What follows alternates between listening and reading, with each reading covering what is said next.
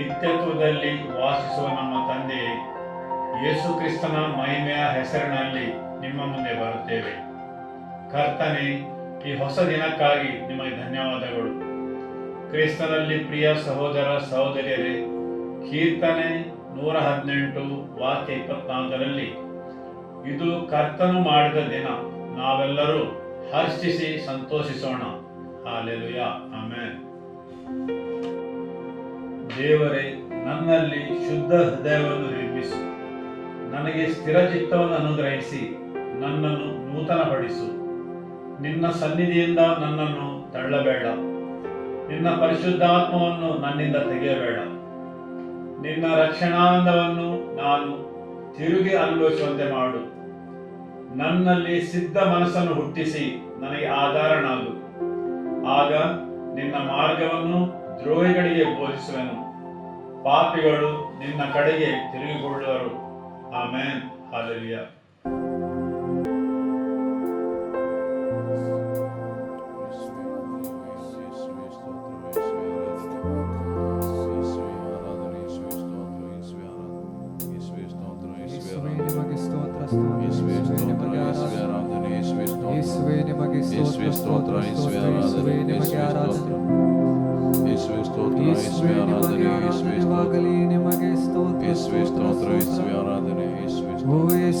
ನಿಮಗೆ ಆರಾಧನೆ ಯೇಸುವೆ, ನಿಮಗೆ ಸ್ತೋತ್ರ ಸ್ತೋತ್ರ ಸ್ತೋತ್ರ. ಓ ಯೇಸುವೆ, ನಿಮಗೆ ಆರಾಧನೆ ಯೇಸುವೆ, ನಿಮಗೆ ಸ್ತೋತ್ರ ಸ್ತೋತ್ರ ಸ್ತೋತ್ರ.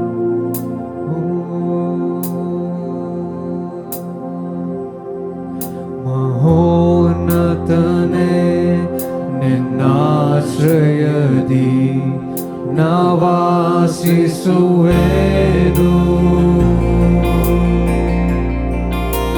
ಸರ್ವಶಕ್ತನೇ, ನಿನ್ನ ನೆರಳಲ್ಲಿ ನಾ ವಿಶ್ರಮಿಸುವೆನು. ಮಹೋನ್ನತನೇ, ಮಹೋನ್ನತನೇ, ನಿನ್ನಾಶ್ರಯದಿ ನಾ ವಾಸಿಸುವೆನು.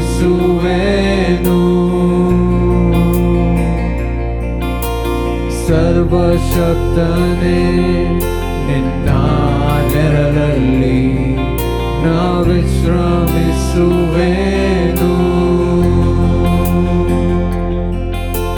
ಬಲವುಳ್ಳನೆ, ನಿನ್ನ ಸಮ್ಮುಖವನ್ನೇ ನಾಶ್ರಯಿಸುವೆ ಅನುದಿನವೂ. ಬಲವುಳ್ಳನೆ, ನಿನ್ನ ಸಮ್ಮುಖವನ್ನೇ ನಾಶ್ರಯಿಸುವೆ ಅನುದಿನವೂ. ಯೆಸಯ್ಯ, ಯೆಸಯ್ಯ, ಯೆಸಯ್ಯ, ಯೆಸಯ್ಯ.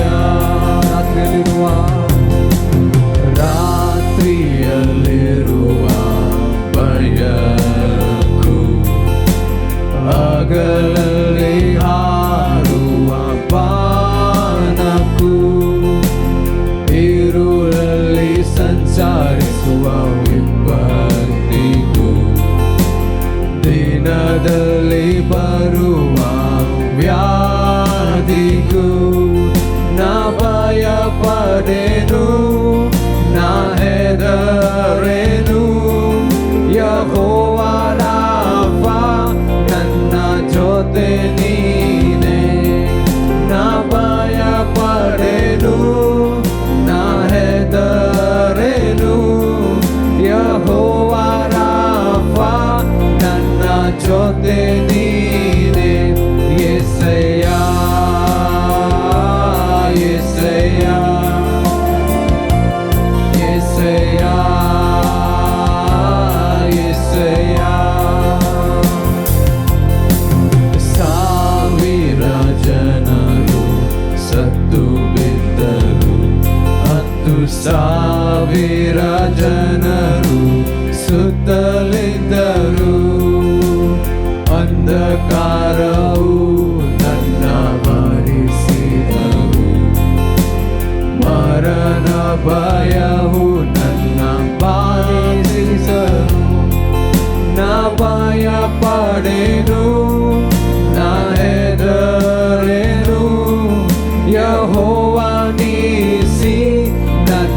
ಜೊತೆ ನೀನೇ. ನಾ ಭಯ ಪಡೆನು, ನಾ ಹೆದರೆನು, ಯೆಹೋವ ನೀಸಿ ನನ್ನ ಜೊತೆ ನೀನೇ. ಯೆಸಯ್ಯ, ಯೆಸಯ್ಯ, ಯೆಸಯ್ಯ, ಯೆಸಯ್ಯ, ಯೆಸಯ್ಯ, ಯೆಸಯ್ಯ, ಯೆಸಯ್ಯ, ಯೆಸಯ್ಯ, ಯೆಸಯ್ಯ. ನಿನ್ನ ಪ್ರೀತಿಸಿದವರನ್ನು ತಪ್ಪಿಸುವಾತನೇ, ನಿನ್ನ ಅರಿತವರನ್ನು ಘನಪಡಿಸುವಾತನೇ. ನಿನ್ನ ಪ್ರೀತಿಸಿದವರನ್ನು ತಪ್ಪಿಸುವಾತನೇ, ನಿನ್ನ ಅರಿತವರನ್ನು ಘನಪಡಿಸುವಾತನೇ. ನನ್ನ ಯುದ್ಧವ ಜಯಿಸಿ ಮೇಲಕ್ಕೆತ್ತುವಾತನೇ, ಕೃಪೆಯಿಂದ ಕೃಪೆಯನ್ನು ತೋರಿಸುವಾತನೇ. ನನ್ನ ಯುದ್ಧವ ಜಯಿಸಿ ಮೇಲಕ್ಕೆತ್ತುವಾತನೇ, ಕೃಪೆಯಿಂದ ಕೃಪೆಯನ್ನು ತೋರಿಸುವಾತನೇ. ಯೆಸಯ್ಯ, ಯೆಸಯ್ಯ, ಯೆಸಯ್ಯ, ಯೆಸಯ್ಯ, ಯೆಸಯ್ಯ, ಯೆಸಯ್ಯ, ಯೆಸಯ್ಯ, ಯೆಸಯ್ಯ, ಯೆಸಯ್ಯ. ನಾ ಭಯ ಪಡೆನು, ನಾ ಹೆದರೆನು, ಯೆಹೋವ ಶಾಲೋಮ್ ನನ್ನ ಜೊತೆ ನೀನೇ. ನಾ ಭಯ ಪಡೆನು, ನಾ ಹೆದರೆನು, ಯೆಹೋವ ಶಾಲೋಮ್ ನನ್ನ ಜೊತೆ ನೀನೇ. ಯೇಸುವೇ, ಓ ಯೇಸುವೇ,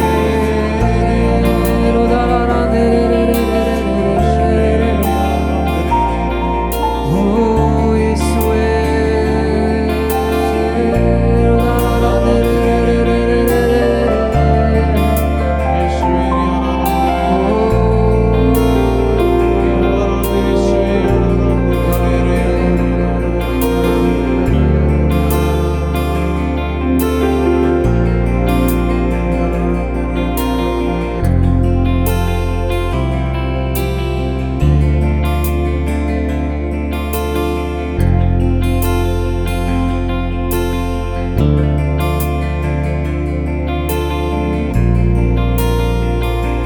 ಸುಂದರನೇ,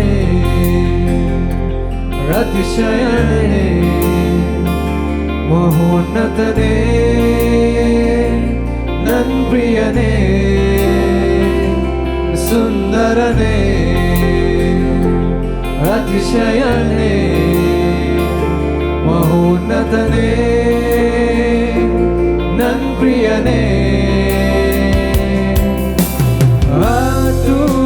10,000ರಲ್ಲಿ ನೀನೇ ಶ್ರೇಷ್ಠ, ಪ್ರೀತಿಯ ನನ್ ಕರ್ತನೇ. ಶಾರೋನಿನ ಪುಷ್ಪ ನಿತಾಕಿನ ತಾವರೆ, ನಿನ್ನನ್ನು ನಾ ಕಂಡೇನೆ. ಸುಂದರನೇ, ಸುಂದರನೇ, ಅತಿಶಯನೇ, ಮಹೋನ್ನತನೇ, ನನ್ ಪ್ರಿಯನೇ.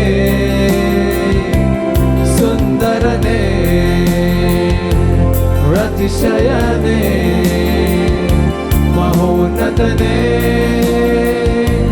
ನನ್ ಪ್ರಿಯನೇ.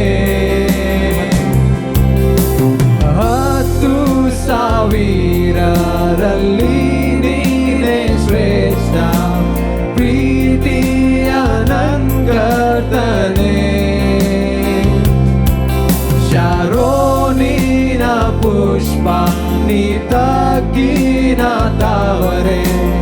ನಿನ್ನನ್ನು ನಾ ಕಂಡೇನೆ. 10,000ರಲ್ಲಿ 10,000ರಲ್ಲಿ ನೀನೇ ಶ್ರೇಷ್ಠ, ಪ್ರೀತಿಯ ನಂಗತನೆ.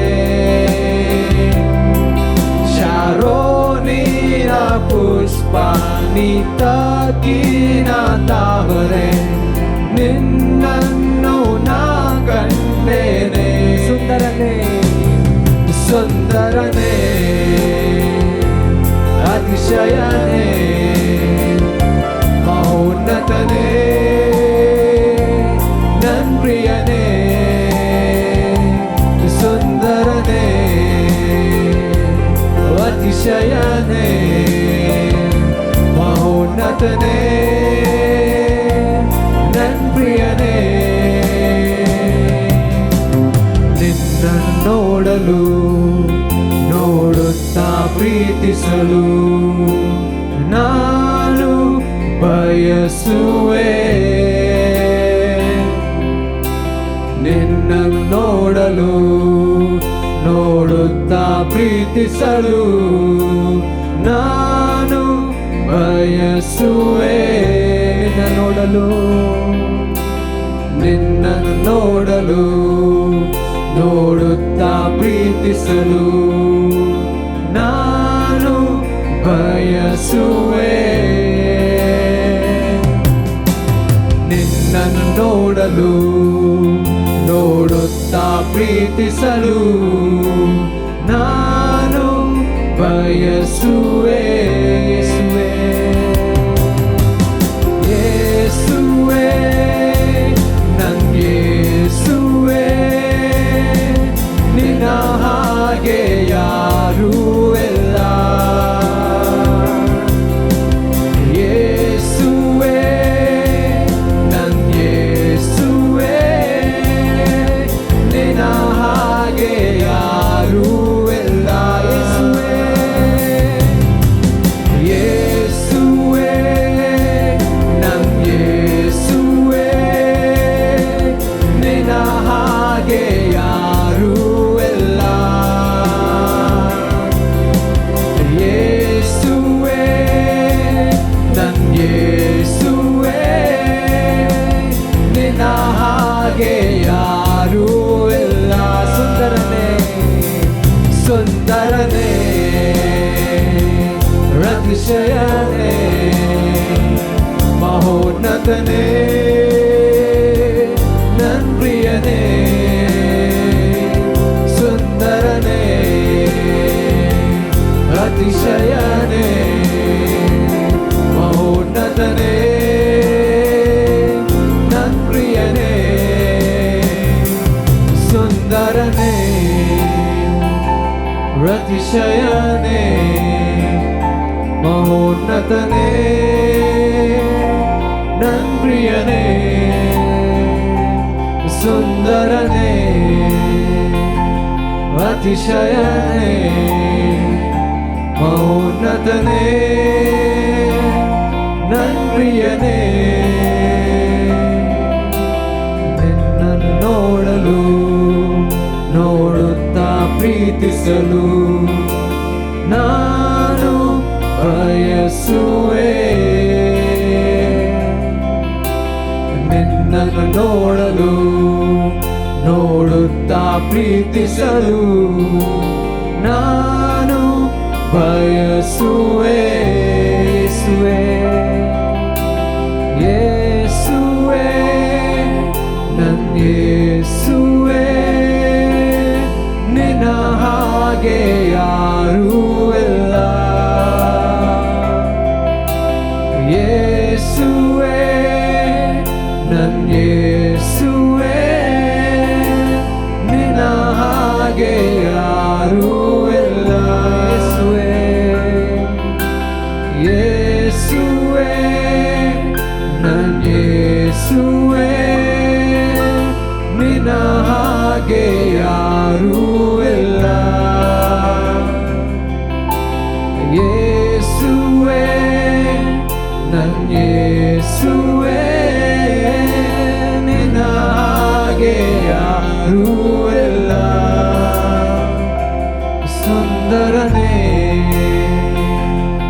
ಅತಿಶಯನೇ ಮಹೋನ್ನತನೇ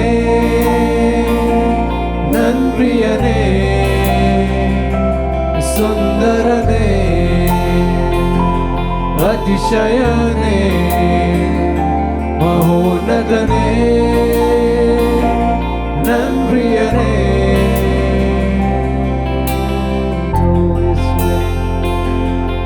ಓ ಯೇಸುವೆ ನಿಮಗೆ ಸ್ತೋತ್ರ ಸ್ತೋತ್ರ.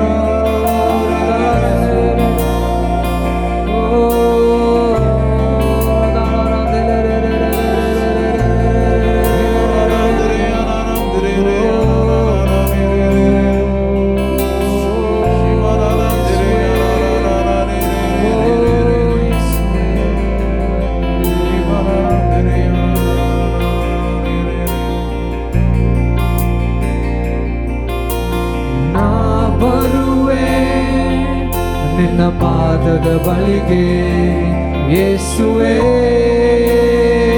ನನ್ನ ರಾಜನೇ ಪ್ರಭಾವುಲ್ಲ ನಿನ್ನ ಪ್ರೀತಿಯನ್ನು ಬಯಸುವೆ ನನ್ನ ರಾಜನೇ ನಾ ಬರುವೆ ನಿನ್ನ ಪಾದದ ಬಳಿಗೆ ಯೇಸುವೆ ನನ್ನ ರಾಜನೇ ಪ್ರಭಾವುಲ್ಲ ನಿನ್ನ ಪ್ರೀತಿಯನ್ನು ಬಯಸುವೆ ನನ್ನ ರಾಜನೇ. ನೀ ಪರಿಶುದ್ಧ ಶುದ್ಧ ಶುದ್ಧ ಶುದ್ಧ ಶುದ್ಧ ಶುದ್ಧ ನೀ ಪರಿಶುದ್ಧ ಶುದ್ಧ ಶುದ್ಧ ನೀ ಮಾತೃವೇ ನೀ ಪರಿಶುದ್ಧ ನೀ ಪರಿಶುದ್ಧ ಶುದ್ಧ ಶುದ್ಧ ನೀ ಪರಿಶುದ್ಧ ಶುದ್ಧ ಶುದ್ಧ ನೀ ಪರಿಶುದ್ಧ ಶುದ್ಧ ಶುದ್ಧ ನೀ ಮಾತೃವೇ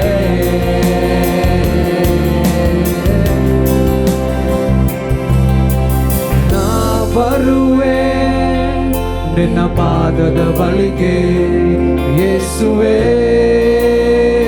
ನನ್ನ ರಾಜನೇ ಪ್ರಭಾವುಲ್ಲ ನಿನ್ನ ಪ್ರೀತಿಯನ್ನು ಬಯಸುವೆ ನನ್ನ ರಾಜನೇ ನಾ ಬರುವೆ ನಿನ್ನ ಪಾದದ ಬಳಿಗೆ ಯೇಸುವೆ ನನ್ನ ರಾಜನೇ ಪ್ರಭಾವುಲ್ಲ ನಿನ್ನ ಪ್ರೀತಿಯನ್ನು ಬಯಸುವೆ ನನ್ನ ರಾಜನೇ. ನೀ ಪರಿಶುದ್ಧ ಶುದ್ಧ ಶುದ್ಧ ನೀ ಪರಿಶುದ್ಧ ಶುದ್ಧ ಶುದ್ಧ ನೀ ಪರಿಶುದ್ಧ ಶುದ್ಧ ಶುದ್ಧ ನೀ ಮಾತ್ರವೇ ಪರಿಶುದ್ಧ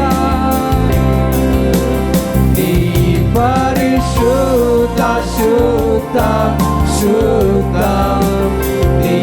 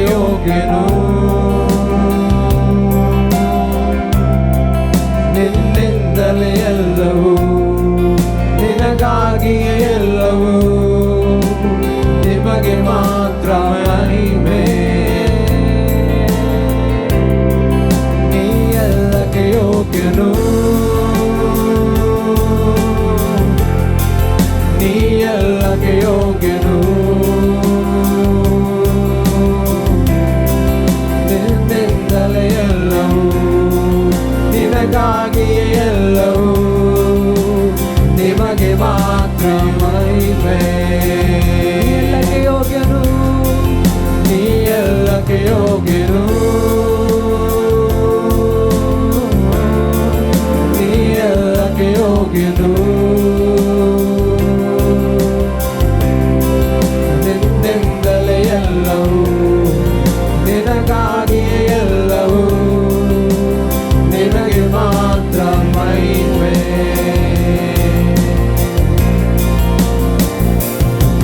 ನೀ ಮಾತ್ರ ಸಾಕು ನೀ ಮಾತ್ರ ಸಾಕು ನೀ ಮಾತ್ರ ಸಾಕು ನನಗೆ ನೀ ಮಾತ್ರ ಸಾಕು ನೀ ಮಾತ್ರ ಸಾಕು ನೀ ಮಾತ್ರ ಸಾಕು ನನಗೆ ನೀ ಮಾತ್ರ ಸಾಕು ನೀ ಮಾತ್ರ ಸಾಕು ನೀ ಮಾತ್ರ ಸಾಕು ನನಗೆ ನೀ ಸಾಕೆ ನನಗೆ ನೀ ಸಾಕೆ ನನಗೆ ನೀ ಸಾಕೆ ನನಗೆ ಯೇಸುವೇ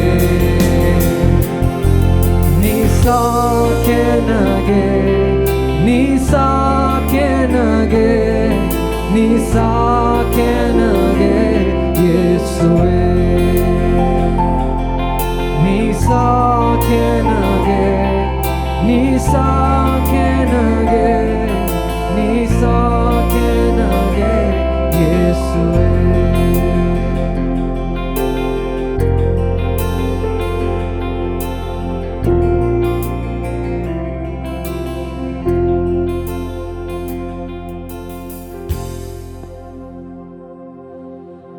ಹಾಲೆಲೂಯ. ಮಹಿಮೆ ಯೇಸುವೇ ಸ್ತೋತ್ರ. ವಂದನೆ ಯೇಸುವೇ. ಆಮೆನ್. ನಾವು 9ನೇ ತಿಂಗಳಿನಲ್ಲಿದ್ದೇವೆಂದು ಯಾರಿಗೆಲ್ಲ ಸಂತೋಷವಾಗಿದೆ? 9ನೇ ತಿಂಗಳು ಅಂದರೆ ಅದಕ್ಕೆ ಅನೇಕ ಅರ್ಥಗಳಿವೆ. ಆಮೆನ್. ದೇವರ ವಾಕ್ಯದ ಮುಖಾಂತರ ನಾವು ಸಂಖ್ಯೆ 9 ನೋಡಿದರೆ ಅದಕ್ಕೆ ಅನೇಕ ಮಹತ್ವಗಳಿವೆ.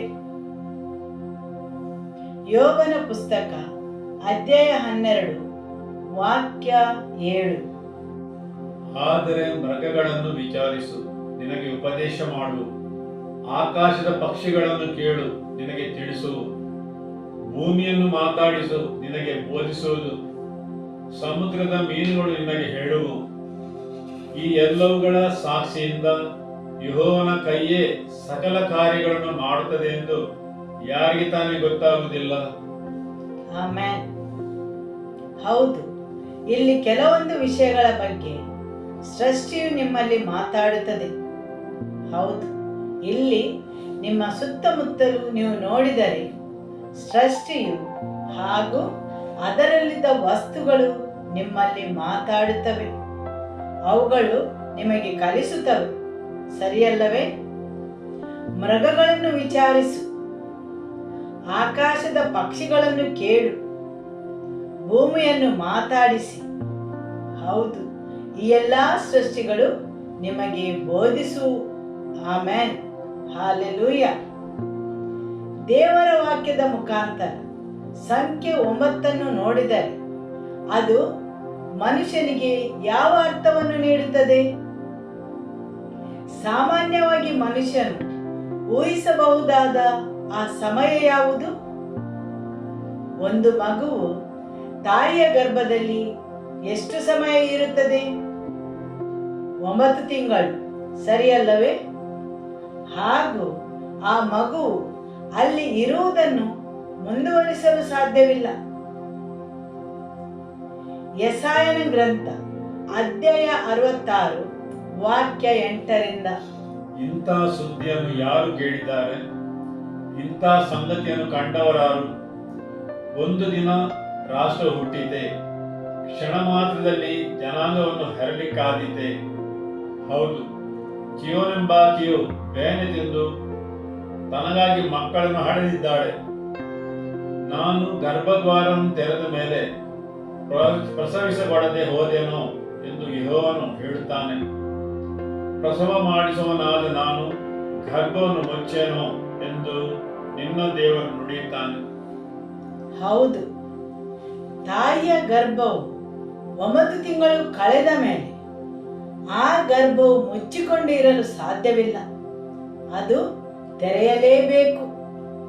ಹೌದು, ನಾವು ದೇವರ ವಾಕ್ಯವನ್ನು ನೋಡಿದರೆ ಸಂಖ್ಯೆ 9ಕ್ಕೆ ಅನೇಕ ಅರ್ಥಗಳಿವೆ. ಅದು ಹೊಸತನಕ್ಕೆ ಜನನವನ್ನು ನೀಡುತ್ತದೆ.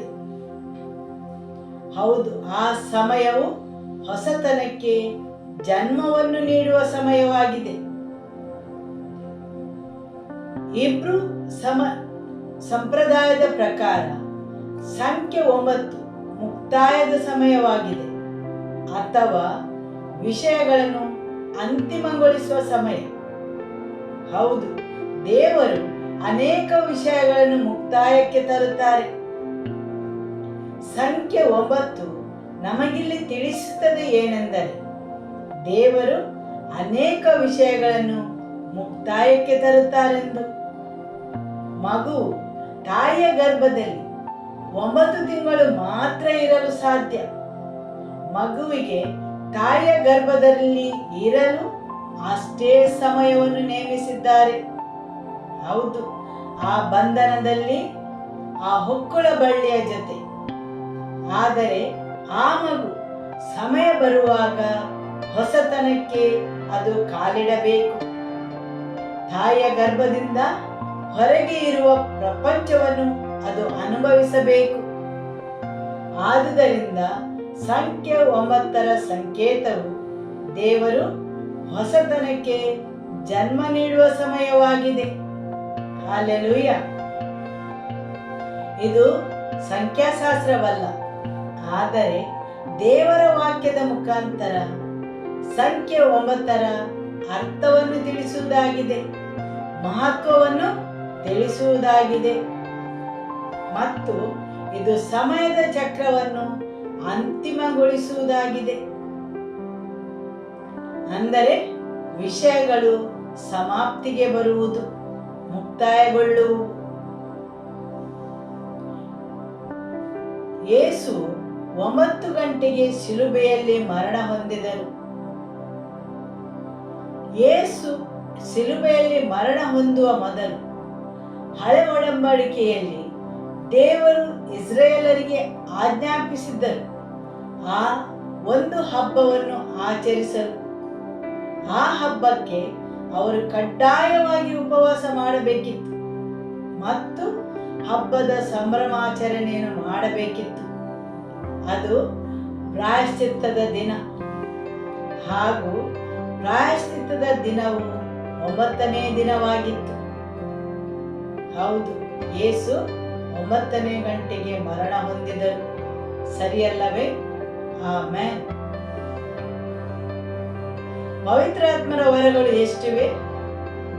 9. ಪವಿತ್ರಾತ್ಮರ ಫಲಗಳು ಎಷ್ಟಿವೆ? 9. ಯಾರಿಗಾದರೂ ಸಂದೇಹವಿದ್ದರೆ ಅವರು ಗಲಾತ್ಯದವರಿಗೆ ಅಧ್ಯಾಯ 5 ವಾಕ್ಯ 22 ಮತ್ತು 23 ಹಾಗೂ 1 ಕೊರಿಂಥದವರಿಗೆ ಅಧ್ಯಾಯ 12 ಓದಿರಿ. ಅಲ್ಲಿ ಪವಿತ್ರಾತ್ಮರ 9 ವರಗಳು ಮತ್ತು 9 ಫಲಗಳ ಬಗ್ಗೆ ಬರೆದಿದೆ. ಹಾಗೂ ಸಂಖ್ಯೆ 9 ಕೆಲವೊಂದು ವಿಷಯಗಳಲ್ಲಿ ಕೆಲವರನ್ನು ಪ್ರಬುದ್ಧತೆಗೆ ತರುತ್ತದೆ.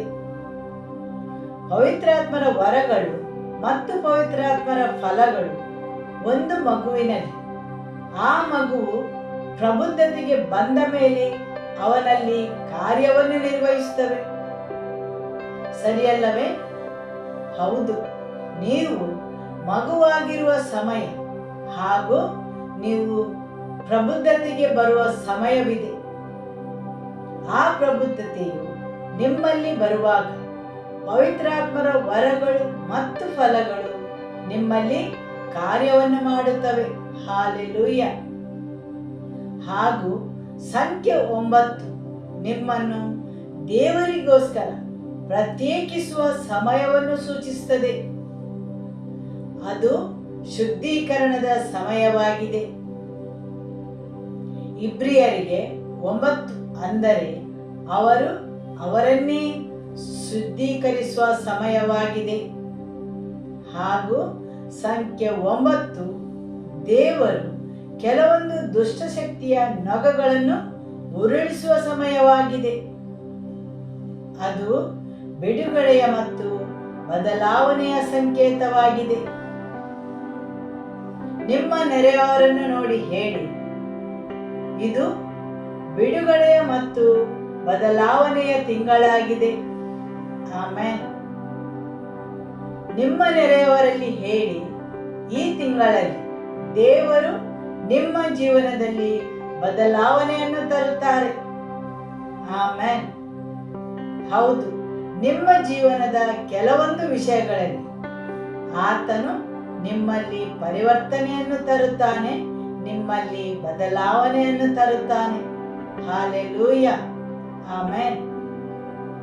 ಯೇಸುವಿನ ನಾಮದಲ್ಲಿ ನಿಮ್ಮ ಜೀವನದಲ್ಲಿ ಹೊಸತನವನ್ನು ಘೋಷಿಸುತ್ತೇನೆ. ದೇವರೇ, ನಿನ್ನ ಜನರ ಜೀವನದಲ್ಲಿ ಪರಿವರ್ತನೆಯನ್ನು, ಬಿಡುಗಡೆಯನ್ನು, ಬದಲಾವಣೆಯನ್ನು ನೀಡಿರಿ. ಯೇಸುವಿನ ನಾಮದಲ್ಲಿ ಆಮೆನ್. ಯೆಶಾಯನ ಅಧ್ಯಾಯ 66 ವಾಕ್ಯ 7ರಿಂದ. ಆಹಾ, ಬೇನೆ ತಿನ್ನುವರೊಳಗೆ ಹೆರಿಗೆಯಾಯಿತು, ಪ್ರಸವ ವೇದನೆ ಇನ್ನೂ ಕಾಣದಿರುವಲ್ಲಿ ಗಂಡನ್ನು ಹಡೆದಳು. ಆಮೆನ್.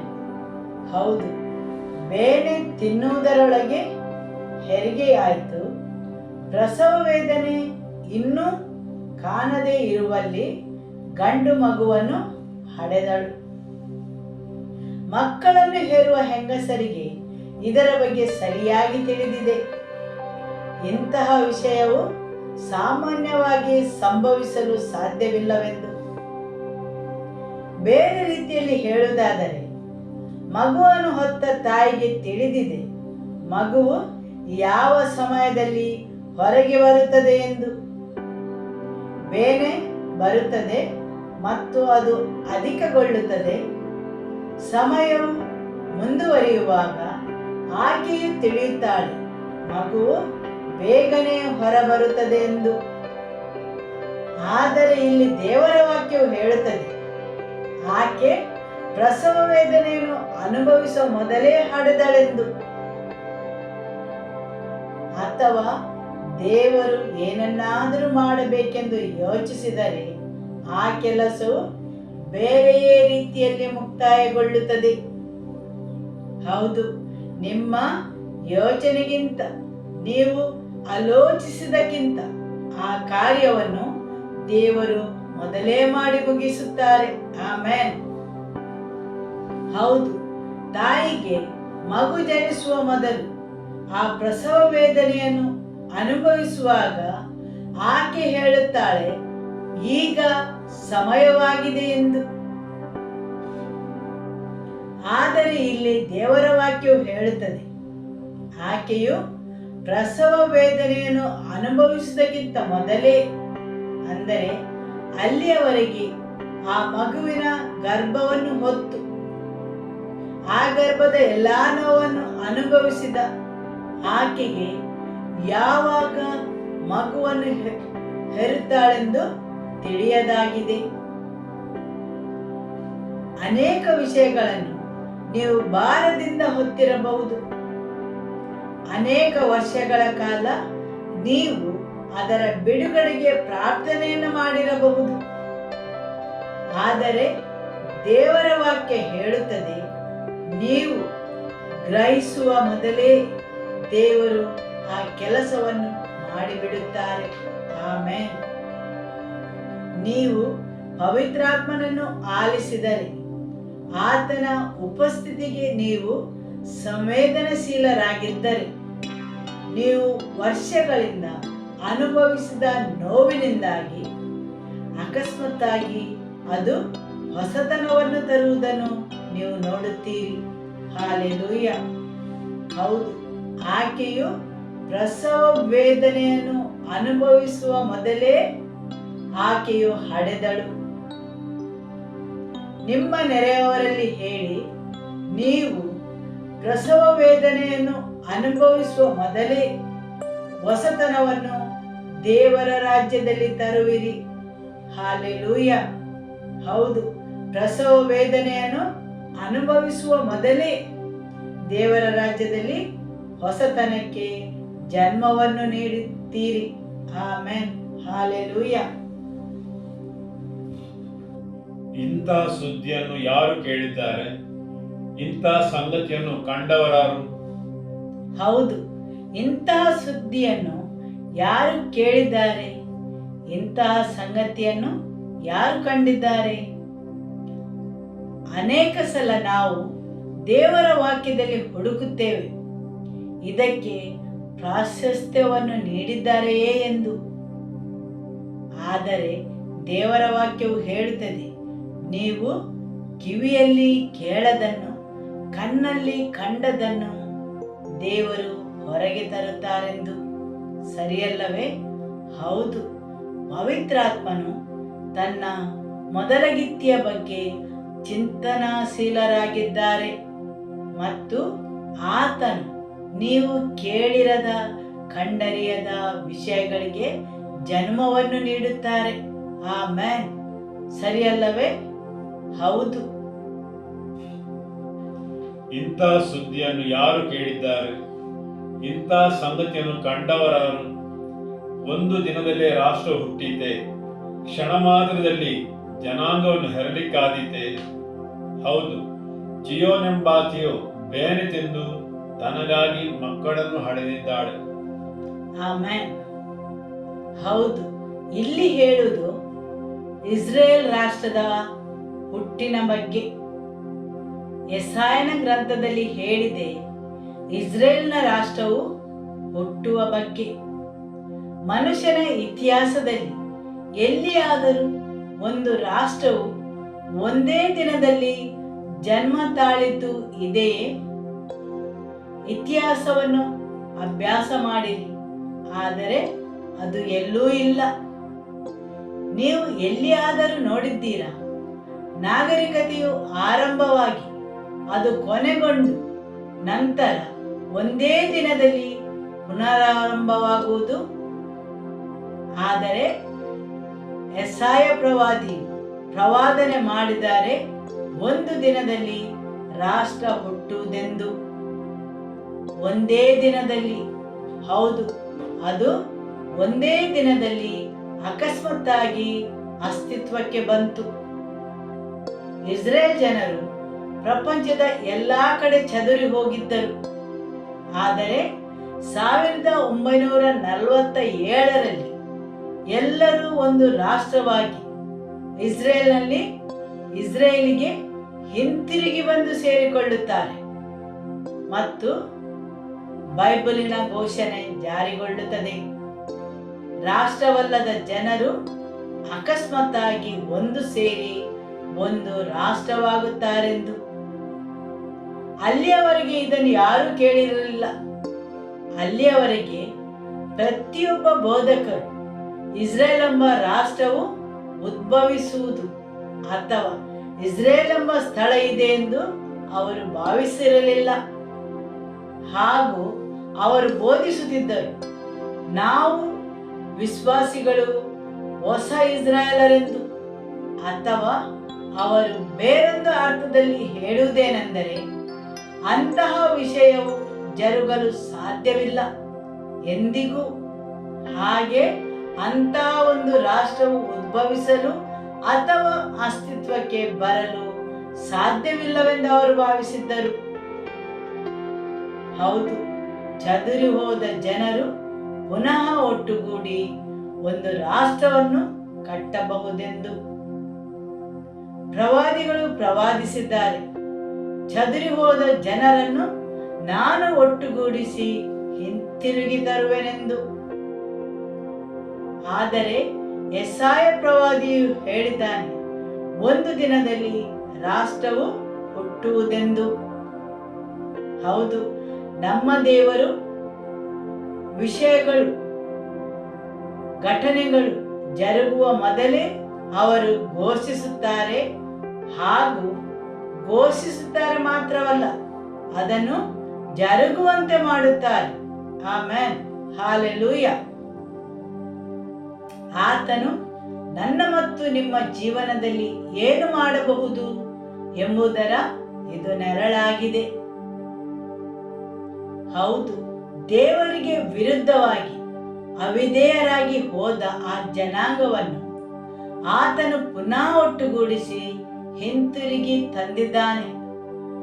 ಆದರೆ ನಾವು ವಿಶ್ವಾಸಿಗಳು ಯೇಸುವಿನ ಮೊದಲಗಿತ್ತಿಯ ಆದವರಿಗೋಸ್ಕರ ಯೇಸುವಿನ ರಕ್ತದಿಂದ ಖರೀದಿಸಿದವರಿಗೆ ಆತನು ಏನನ್ನು ಮಾಡಲಿಕ್ಕಿಲ್ಲ. ಹೌದು, ಆತನು ಕೆಲವೊಂದು ವಿಷಯಗಳಿಗೆ ಒಂದೇ ದಿನದಲ್ಲಿ ಜನ್ಮವನ್ನು ನೀಡುತ್ತಾನೆ. ನೀವು ಕೆಲವೊಂದು ವಿಷಯಗಳ ಬೀಜಗಳನ್ನು ಭಾರವನ್ನು ನಿಮ್ಮ ಹೃದಯದಲ್ಲಿ ಹೊತ್ತುಕೊಂಡಿರಬಹುದು. ಪವಿತ್ರಾತ್ಮನ ಮುಖಾಂತರ ದೇವರು ನಿಮ್ಮೊಳಗೆ ಹಾಕಿದ ಆ ವಿಷಯಗಳು ನಿಮಗೆ ಸಂಪೂರ್ಣವಾಗಿ ಅರ್ಥವಾಗದೇ ಇರಬಹುದು, ಅಥವಾ ಅದರ ಬಗ್ಗೆ ನಿಮಗೆ ಅರಿವಿಲ್ಲದೇ ಇರಬಹುದು. ಆದರೆ ಒಂದು ದಿನ ಅಕಸ್ಮಾತ್ತಾಗಿ ಆ ವಿಷಯಗಳಿಗೆ ನೀವು ಜನ್ಮವನ್ನು ನೀಡುತ್ತೀರಿ. ಸರಿಯಲ್ಲವೇ? ಆಮೆನ್. ಹಾಲೆಲೂಯ. ನಾನು ಗರ್ಭದ್ವಾರವನ್ನು ತೆರೆದ ಮೇಲೆ ಪ್ರಸವಿಸಬಡದೆ ಹೋದೇನೋ ಎಂದು ಯೆಹೋವನು ಹೇಳುತ್ತಾನೆ. ಪ್ರಸವ ಮಾಡಿಸುವನಾದ ನಾನು ಗರ್ಭವನ್ನು ಮುಚ್ಚೆನೋ ಎಂದು ನಿನ್ನ ದೇವರು ನುಡಿಯುತ್ತಾನೆ. ಆಮೆನ್. ಹೌದು, ದೇವರ ಕ್ಯಾಲೆಂಡರ್ ಅಲ್ಲಿ ಕೆಲವೊಂದು ವಿಷಯಗಳಿಗೆ ಆತನ ಉದ್ದೇಶಗೋಸ್ಕರ ಸಮಯವನ್ನು ಸೀಮಿತವಾಗಿಟ್ಟಿದ್ದಾರೆ. ಹಾಗೂ ತನ್ನ ಉದ್ದೇಶಗೋಸ್ಕರ ಇಟ್ಟ ಆ ವಿಷಯಗಳನ್ನು ಹೊತ್ತುಕೊಂಡ ಮನುಷ್ಯನು ಅದಕ್ಕೆ ಜನ್ಮವನ್ನು ನೀಡುವ ಸಮಯದಲ್ಲಿ ನಾನು ಅವನ ಗರ್ಭವನ್ನು ಮುಚ್ಚುವೆನೋ, ನಾನು ಅವುಗಳನ್ನು ಇಷ್ಟೊಂದು ದೂರಕ್ಕೆ ತಂದಿದ್ದೇನಾದರೆ ಅವುಗಳನ್ನು ಖಂಡಿತವಾಗಿಯೂ ಕಾರ್ಯರೂಪಕ್ಕೆ ತರುತ್ತೇನೆ.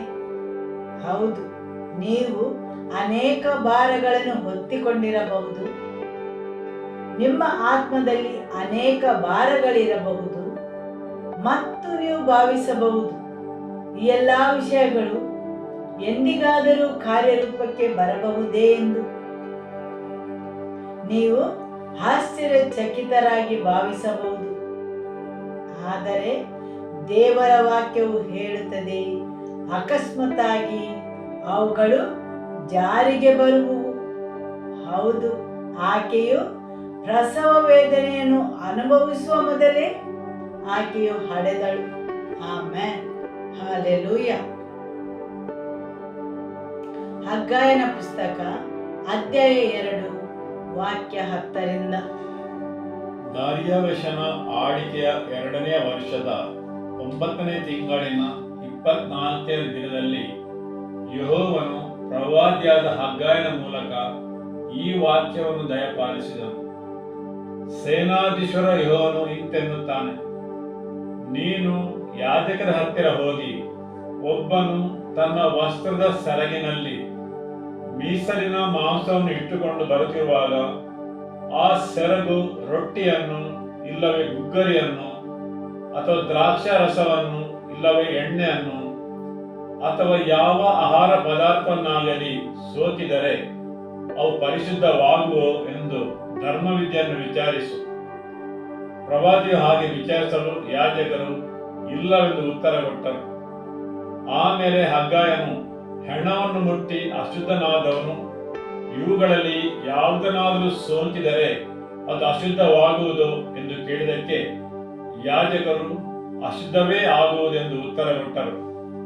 ಆಗ ಹಗ್ಗಾಯನು ಪ್ರಸ್ತಾಪವೆತ್ತಿ ಹೀಗೆಂದನು, ಯೆಹೋವನು ಇಂತೆನ್ನುತ್ತಾನೆ, ಅದರಂತೆ ಈ ಪ್ರಜೆಯು, ಅದರಂತೆ ಈ ಜನಾಂಗವು, ಅದರಂತೆ ಇವರು ಕೈ ಹಾಕುವ ಎಲ್ಲಾ ಕೆಲಸವು, ಅಲ್ಲಿ ತಂದಿಡುವ ನೈವೇದ್ಯವು ನನಗೆ ಅಶುದ್ಧವೇ ಸರಿ. ಆಮೆನ್. ಹಗ್ಗಾಯ ಪ್ರವಾದಿಯು ದೇವರಿಂದ 9ನೇ ತಿಂಗಳಲ್ಲಿ ಆತನ ವಾಕ್ಯವನ್ನು ಪಡೆಯುತ್ತಾನೆ. ಹಗ್ಗಾಯ ಪ್ರವಾದಿಗೆ ಬಂದ ದೇವರ ವಾಕ್ಯ ಯಾವುದು? ನೀನು ಯಾಜಕರ ಹತ್ತಿರ ಹೋಗಿ ಒಬ್ಬನು ತನ್ನ ವಸ್ತ್ರದ ಸೆರಗಿನಲ್ಲಿ ಮೀಸಲಿನ ಮಾಂಸವನ್ನು ಇಟ್ಟುಕೊಂಡು ಬರುತ್ತಿರುವಾಗ ಆ ಸೆರಗು ರೊಟ್ಟಿಯನ್ನು ಇಲ್ಲವೇ ಗುಗ್ಗರಿಯನ್ನು ಅಥವಾ ದ್ರಾಕ್ಷಾರಸವನ್ನು ಇಲ್ಲವೇ ಎಣ್ಣೆಯನ್ನು ಅಥವಾ ಯಾವ ಆಹಾರ ಪದಾರ್ಥವನ್ನಾಗಲಿ ಸೋಕಿದರೆ ಅವು ಪರಿಶುದ್ಧವಾಗುವವೋ ಎಂದು ಧರ್ಮವಿದ್ಯೆಯನ್ನು ವಿಚಾರಿಸು. ಪ್ರವಾದಿಯು ಹಾಗೆ ವಿಚಾರಿಸಲು ಯಾಜಕರು ಇಲ್ಲವೆಂದು ಉತ್ತರ ಕೊಟ್ಟರು. ಆಮೆನ್. ಹಗ್ಗಾಯ ಪ್ರವಾದಿಗೆ ದೇವರ ವಾಕ್ಯ ಬರುತ್ತದೆ ಮತ್ತು ಆತನು ಹೇಳುತ್ತಾನೆ, ನೀನು ಯಾಜಕರ ಬಳಿ ಹೋಗಿ ವಿಚಾರಿಸು ಎಂದು. ಅಲ್ಲಿ ಪ್ರಶ್ನೆ ಏನು?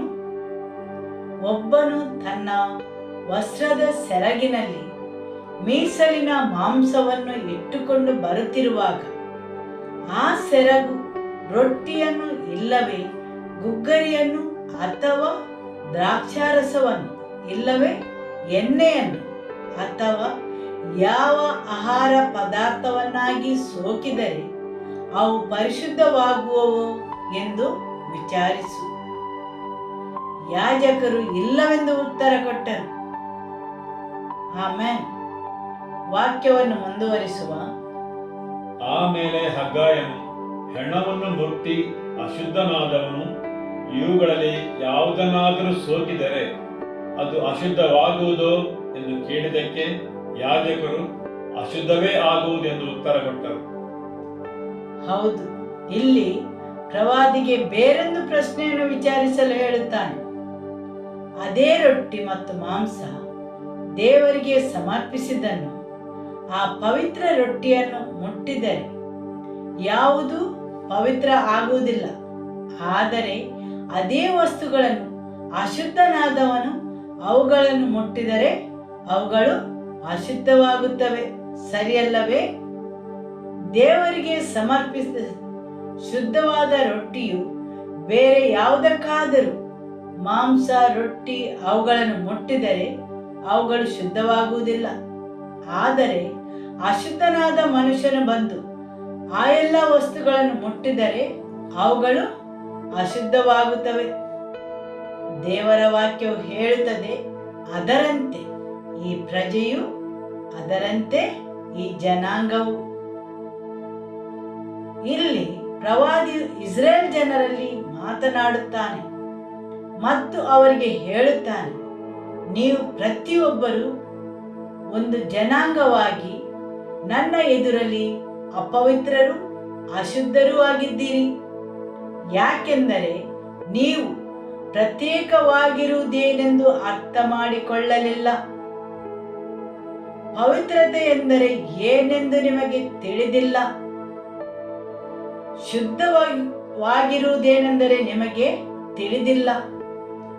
ಶುದ್ಧತೆಯು ಹರಡುವುದಿಲ್ಲ, ಆದರೆ ಅಶುದ್ಧತೆಯು ಹರಡುತ್ತದೆ ಎಂದು ನೀವು ತಿಳಿದುಕೊಂಡಿಲ್ಲ.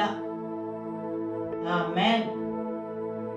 ನಿಮ್ಮ ನೆರೆಯವರಲ್ಲಿ ಹೇಳಿ, ಶುದ್ಧತೆಯು ಹರಡುವುದಿಲ್ಲ, ಆದರೆ ಅಶುದ್ಧತೆಯು ಹರಡುತ್ತದೆ. ಇದನ್ನು ಇಸ್ರಾಯೇಲ್ ಜನಾಂಗವು ಅರಿತುಕೊಳ್ಳಲಿಲ್ಲ. ಅದನ್ನು ಅವರು ಅರಿತುಕೊಳ್ಳದೇ ಇದ್ದ ಕಾರಣ ಅವರು ಭಾವಿಸುತ್ತಾರೆ ಅವರು ಪವಿತ್ರರು, ಶುದ್ಧರು ಹಾಗೂ ದೇವರಿಗೋಸ್ಕರ ಬೇರ್ಪಟ್ಟ ಜನಾಂಗವೆಂದು.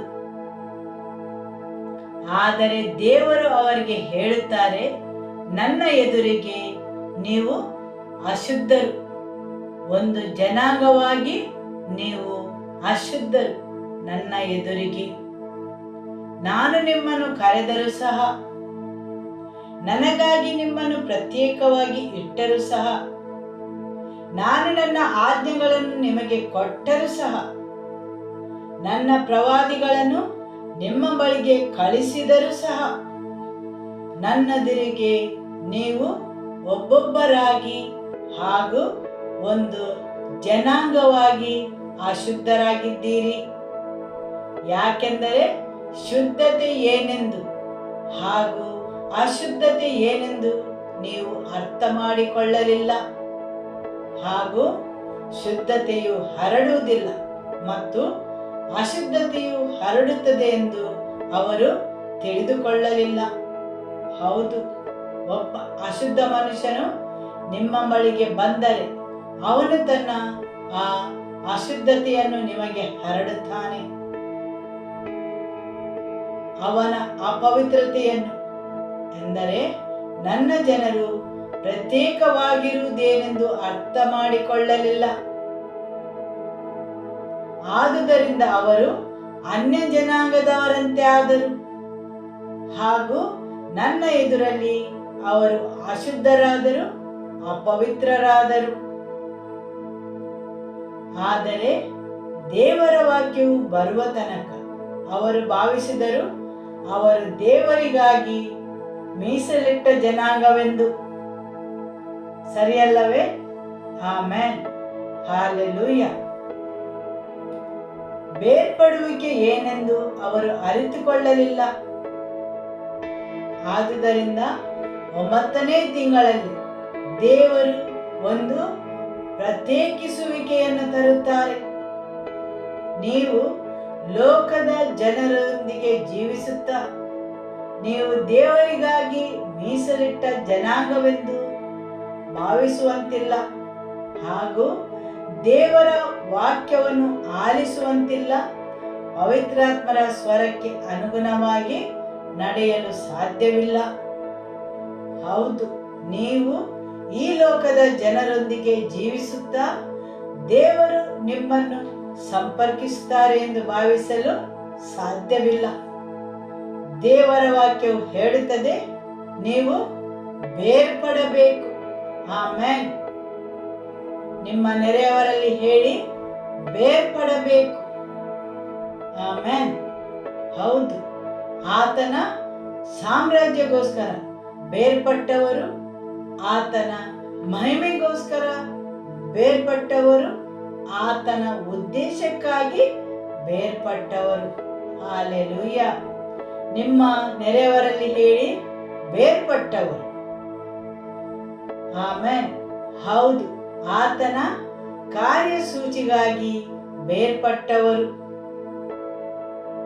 ಈ ಪ್ರಪಂಚದಲ್ಲಿ ದೇವರಿಗೆ ಒಂದು ಕಾರ್ಯಸೂಚಿ ಇದೆ. ನಿಮ್ಮಲ್ಲಿ ಯಾರೂ ಇಲ್ಲಿ ಅಕಸ್ಮಾತ್ತಾಗಿ ಅಥವಾ ತಪ್ಪಾಗಿ ಬಂದವರಿಲ್ಲ. ಆತನ ಕಾರ್ಯಸೂಚಿಯಂತೆ ಮತ್ತು ಆತನ ಉದ್ದೇಶಗೋಸ್ಕರ ನೀವೆಲ್ಲರೂ ಈ ಭೂಲೋಕದಲ್ಲಿ ಇದ್ದೀರಿ. ಆತನ ಪೂರ್ವ ನಿರ್ಧರಿತ ವಿಷಯಗಳಿಗೋಸ್ಕರ. ಆಮೆನ್. ನೀವು ನಿಮ್ಮ ತಾಯಿಯ ಗರ್ಭದಲ್ಲಿ ಆಕಾರರಹಿತವಾಗಿರುವಾಗ ನಾನು ನಿಮ್ಮನ್ನು ಕಂಡಿದ್ದೇನೆ. ದೇವರ ವಾಕ್ಯ ಹೇಳುತ್ತದೆ, ನಿಮ್ಮ ಜೀವನದ ಎಲ್ಲಾ ದಿನಗಳನ್ನು ನಾನು ಕಂಡಿದ್ದೇನೆಂದು. ಹಾಲೆಲೂಯ. ನಿಮ್ಮ ಹೆಸರಿಡಿದು ನಿಮ್ಮನ್ನು ಕರೆದಿದ್ದೇನೆ, ನೀವು ನನ್ನವರಾಗಿದ್ದೀರಿ ಎಂದು ದೇವರ ವಾಕ್ಯ ಹೇಳುತ್ತದೆ. ಆಮೆನ್. ಹೌದು, ಪ್ರತಿಯೊಂದು ಜೀವದಲ್ಲಿ ದೇವರು ತನ್ನ ಉದ್ದೇಶವನ್ನು ಕಂಡಿದ್ದಾರೆ. ನಿಮ್ಮ ವೈರಿಯು ತರುವ ಪ್ರತಿಯೊಂದು ವಿಚಲತೆ ಮತ್ತು ನಿಮ್ಮ ವೈರಿ ಸುಳ್ಳುಗಳಿಂದ ವಿಚಲತೆಯನ್ನು ತರಲು ಮಾಡುವ ಎಲ್ಲಾ ಪ್ರಯತ್ನವು ದೇವರಿಗೆ ನಿಮ್ಮಲ್ಲಿರುವ ಆ ಉದ್ದೇಶವನ್ನು ತಬ್ಬಿಬ್ಬುಪಡಿಸಲು ಮತ್ತು ನಿಮ್ಮ ನಿರ್ದಿಷ್ಟ ಗುರಿಯನ್ನು ತಪ್ಪಿಸಲು ದೇವರು ತನ್ನ ಯೋಜನೆಯ ಪ್ರಕಾರ ಮಾಡಿದವುಗಳನ್ನು. ಸರಿಯಲ್ಲವೇ? ಹೌದು. ಆಮೆನ್. ಬಾಲಮನು ಬಾಲಕನಿಗೆ ಹೇಳಿದ್ದೇನೆಂದರೆ, ಅರಸನಾದ ಬಾಲಕನಿಗೆ ಪ್ರವಾದಿಯಾದ ಬಾಲಮನು ಬಂದು ಇಸ್ರೇಲ್ ಜನರಿಗೆ ಶಾಪ ಹಾಕಬೇಕೆಂದು. ಮೊದಲಿಗೆ ಪ್ರವಾದಿ ಹೇಳುತ್ತಾನೆ, ಇಲ್ಲ, ನಾನು ಬರುವುದಿಲ್ಲ, ಅಂತ ವಿಷಯಗಳನ್ನು ನಾನು ಮಾಡುವುದಿಲ್ಲವೆಂದು. ಆದರೆ ಕೊನೆಗೆ ಅವನಿಗೆ ಸಿಗುವ ಆ ಬಹುಮಾನಗಳ ಲಾಭವು ಅಧಿಕವಾದಾಗ ಅವನಿಗೆ ವಿರೋಧಿಸಲು ಅಸಾಧ್ಯವಾಯಿತು. ಹಾಗೂ ಕೊನೆಗೂ ಅವನು ಬರುತ್ತಾನೆ ಇಸ್ರೇಲ್ ಜನಾಂಗಕ್ಕೆ ಶಾಪವನ್ನು ಹಾಕಲು. ನಂತರ ಅವನು ಇಸ್ರೇಲ್ ಜನಾಂಗದವರ ಗುಡಾರಗಳನ್ನು ನೋಡಿ ಹೇಳುತ್ತಾನೆ, ಈ ಜನರಿಗೆ ಶಾಪ ಹಾಕಲು ನನ್ನಿಂದ ಸಾಧ್ಯವಿಲ್ಲ. ಯಾಕೆಂದರೆ ಅವರ ಗುಡಾರಗಳ ವ್ಯವಸ್ಥೆ ಹಾಗೂ ಆ ಗುಡಾರಗಳನ್ನು ಹಾಕಿದ್ದು ನೋಡುವಾಗ ಅವುಗಳನ್ನು ಶಿಲುಬೆಯ ಆಕಾರದಲ್ಲಿ ನಿರ್ಮಿಸಿದ್ದರು. ಹೌದು, ಅವರ ಗುಡಾರಗಳ ವ್ಯವಸ್ಥೆಯು ಹೇಗಿತ್ತೆಂದರೆ ಅವುಗಳನ್ನು ಶಿಲುಬೆಯ ಆಕಾರದಲ್ಲಿ ಹಾಕಿದ್ದರು. ಆದುದರಿಂದ ಬಾಲಾಮನು ಅದನ್ನು ನೋಡಿ ಹೇಳುತ್ತಾನೆ, ಇವರಿಗೆ ಶಾಪ ಹಾಕಲು ನನ್ನಿಂದ ಸಾಧ್ಯವಿಲ್ಲವೆಂದು. ಅವನು ಅರಸನಿಂದ ಹಣವನ್ನು ತೆಗೆದುಕೊಂಡ ಕಾರಣ ಅವನಿಗೆ ತಿಳಿದಿತ್ತು, ಶಾಪ ಅಲ್ಲದಿದ್ದರೂ ಬೇರೆ ಹೇಗಾದರೂ ಅವರನ್ನು ನಾಶಪಡಿಸಬಹುದೆಂದು. ಮತ್ತು ಅವನ ಅರಸನಿಗೆ ಹೇಳುತ್ತಾನೆ, ಅನ್ಯ ಜನಾಂಗದವರು ಅವರೊಡನೆ ಬೆರೆಯುವಂತೆ ನೋಡು. ಆವಾಗ ದೇವರು ಅವರ ವಿರುದ್ಧವಾಗಿ ಯುದ್ಧ ಮಾಡುವರು ಮತ್ತು ಅವರನ್ನು ನಾಶಪಡಿಸುವರು. ನಾನು ಅವರ ಮೇಲೆ ಶಾಪ ಹಾಕಬೇಕಾಗಿಲ್ಲ. ಆಮೆನ್. ಪ್ರವಾದಿಯಾದ ಬಾಲಮನು ಅರಸನಾದ ಬಾಲಕನಿಗೆ ಹೇಳುತ್ತಾನೆ, ನೀನು ನನಗೆ ಹಣವನ್ನು ಕೊಟ್ಟ ಕಾರಣ ನಾನು ಅವರಿಗೆ ಶಾಪ ಹಾಕದಿದ್ದರೂ ನಾನು ನಿನಗೊಂದು ಸಲಹೆಯನ್ನು ನೀಡುತ್ತೇನೆ. ಹೇಗೆ ನೀನು ಅವರನ್ನು ನಾಶಪಡಿಸಬಹುದೆಂದು. ಅವರ ಜೊತೆ ಅನ್ಯ ಜನಾಂಗದವರು ಸೇರಿಕೊಳ್ಳುವಂತೆ ಮಾಡು. ಅವರನ್ನು ಒಂದು ಪ್ರತ್ಯೇಕವಾದ ಜನಾಂಗವಾಗಿ ಉಳಿಯದಂತೆ ನೋಡಿಕೊಳ್ಳು. ದೇವರಿಗೋಸ್ಕರ ಪ್ರತ್ಯೇಕವಾದ ಜನಾಂಗವಾಗಿ ಉಳಿಯದಂತೆ ನೋಡಿಕೊಳ್ಳು. ಅದು ಅವರ ಮೇಲೆ ಶಾಪವನ್ನು ತರಬಹುದು ಹಾಗೂ ಸ್ವಯಂ ಆಗಿ ನಾಶ ಹೊಂದುವರು.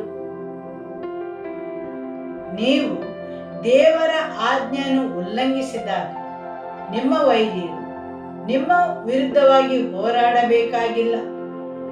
ಆದರೆ ದೇವರ ತತ್ವಗಳು ನಿಮ್ಮ ವಿರುದ್ಧವಾಗಿ ಹೋರಾಡುವುದು. ಅನೇಕ ಸಲ ವಿಶ್ವಾಸಿಗಳು ಹೇಳುತ್ತಾರೆ, ಇದೆಲ್ಲವನ್ನು ಸೈತಾನನು ತರುತ್ತಾನೆ, ಇದಕ್ಕೆಲ್ಲ ಸೈತಾನನು ಕಾರಣನೆಂದು. ಆದರೆ ಇಲ್ಲಿ ದೇವರ ತತ್ವಗಳು ನಿಮ್ಮ ವಿರುದ್ಧವಾಗಿ ಹೋರಾಡುತ್ತವೆ, ಸರಿಯಲ್ಲವೇ? ಹೌದು. ಯಾಕೆಂದರೆ ಎಲ್ಲೋ ಒಂದು ಕಡೆ ಅವರು ದೇವರು ಹಾಕಿದ ಗಡಿಯನ್ನು ದಾಟಿದ್ದಾರೆ. ದೇವರ ವಾಕ್ಯದಲ್ಲಿದ್ದ ದೇವರ ತತ್ವಗಳನ್ನು ಅವರು ಉಲ್ಲಂಘಿಸಿದ್ದಾರೆ. ಆದುದರಿಂದ ದೇವರ ತತ್ವಗಳು ಅವರ ವಿರುದ್ಧವಾಗಿ ಹೋರಾಡುತ್ತವೆ, ಸರಿಯಲ್ಲವೇ? ಹೌದು. ಆಮೆನ್. ಹಗ್ಗಾಯನ ಪುಸ್ತಕ ಅಧ್ಯಾಯ 2 ವಾಕ್ಯ 14. ಆಗ ಹಗ್ಗಾಯನು ಆ ಪ್ರಸ್ತಾಪವೆತ್ತಿ ಹೀಗೆಂದನು, ಯೆಹೋವನು ಇಂತೆನ್ನುತ್ತಾನೆ, ಅದರಂತೆ ಈ ಪ್ರಜೆಯು, ಅದರಂತೆ ಈ ಜನಾಂಗವು, ಅದರಂತೆ ಇವರು ಕೈ ಹಾಕುವ ಎಲ್ಲಾ ಕೆಲಸವು, ಅಲ್ಲಿ ತಂದಿಡುವ ನೈವೇದ್ಯವು ನನಗೆ ಅಶುದ್ಧವೇ ಸರಿ. ಯೆಹೋವನ ಆಲಯ ನಿವೇಶನದಲ್ಲಿ ಕಲ್ಲಿನ ಮೇಲೆ ಕಲ್ಲಿಡುವ ಈ ಮೊದಲ ದಿನದ ಹಿಂದಿನ ಕಾಲವನ್ನು ನೆನಪಿಗೆ ತಂದುಕೊಳ್ಳಿರಿ. ಆ ಕಾಲದಲ್ಲೆಲ್ಲ ಒಬ್ಬನು 20 ಸೇರಿನ ಮೆದೆಗೆ ಬಂದಾಗ 10 ಸೇರು ಧಾನ್ಯ ಮತ್ತು ಮಾತ್ರ ಸಿಕ್ಕುತ್ತಿತ್ತಲ್ಲವೇ? 50 ಸೇರು ದ್ರಾಕ್ಷಾರಸವನ್ನು ಮೊಗೆಯಬೇಕೆಂದು ತೊಟ್ಟಿಗೆ ಬಂದಾಗ 20 ಮಾತ್ರ ದೊರೆತಿತ್ತಷ್ಟೇ. ನಾನು ನಿಮ್ಮ ಕೈ ದುಡಿತದ ಫಲವನ್ನೆಲ್ಲ ಆನೆಕಲ್ಲು, ಗಾಳಿಗೆ, ಬಿಸಿಗಾಳಿ ಇವುಗಳಿಂದ ಹಾಳು ಮಾಡಿ ನಿಮ್ಮನ್ನು ಬಾಧಿಸಿದರೂ ನೀವು ನನ್ನ ಕಡೆಗೆ ತಿರುಗಿಕೊಳ್ಳಲಿಲ್ಲ ಇದು ಯೆಹೋವನ ನುಡಿ. ಜ್ಞಾಪಕ ಮಾಡಿಕೊಳ್ಳಿರಿ, ಯೆಹೋವನ ಆಲಯಕ್ಕೆ ಅಸ್ತಿವಾರ ಹಾಕಿದ ಈ ದಿವಸದ ಹಿಂದಿನ ಕಾಲವನ್ನು, ಅಂದರೆ 9ನೇ ತಿಂಗಳಿನ 24ನೇ ದಿನದ ಹಿಂದಿನ ಕಾಲವನ್ನು ನೆನಪಿಗೆ ತಂದುಕೊಳ್ಳಿರಿ. ಕಣಜದಲ್ಲಿ ಕಾಳು ಇನ್ನೂ ಇದೆಯೋ? ದ್ರಾಕ್ಷೆ, ಅಂಜೂರ, ದಾಳಿಂಬರ, ಒಲಿವ ಈ ಗಿಡಗಳು ಫಲಿಸಲಿಲ್ಲವಲ್ಲ? ಇದೇ ದಿವಸ ಮೊದಲುಗೊಂಡು ನಿಮ್ಮನ್ನು ಆಶೀರ್ವದಿಸುವೆನು. ಆಮೆನ್. ಹಲ್ಲೆಲೂಯ. ಈಗ ವಾಕ್ಯ 16 ಓದುವ. ಆ ಕಾಲದಲ್ಲೆಲ್ಲ ಒಬ್ಬನು 20 ಸೇರಿನ ಮೆದೆಗೆ ಬಂದಾಗ 10 ಸೇರು ಧಾನ್ಯ ಮಾತ್ರ ಸಿಕ್ಕಿತಲ್ಲವೇ? 50 ಸೇರು ದ್ರಾಕ್ಷಾರಸವನ್ನು ಮೊಗೆಯಬೇಕೆಂದು ತೊಟ್ಟಿಗೆ ಬಂದಾಗ 20 ಮಾತ್ರ ದೊರೆತಿತ್ತಷ್ಟೇ. ಹೌದು, ಆಮೆನ್. ಜನರು 20 ಸೇರು ಧಾನ್ಯವನ್ನು ಸೇಕರಿಸಿ ಇಟ್ಟರೆ ಅವರು ಅದನ್ನು ತರಲು ಹೋದಾಗ ಅವರಿಗೆ ಸಿಗುತ್ತಿತ್ತು 10 ಸೇರು ಧಾನ್ಯ ಮಾತ್ರ. ಅದೇ ರೀತಿ 50 ಸೇರು ದ್ರಾಕ್ಷಾರಸವನ್ನು ಮೊಗೆಯಬೇಕೆಂದು ತೊಟ್ಟಿಗೆ ಬಂದಾಗ 20 ಮಾತ್ರ ದೊರೆಯುತ್ತಿತ್ತು. ಹೌದು, ಅವರು 50 ಸೇರನ್ನು ಕೂಡಿಸಿದ್ದರು.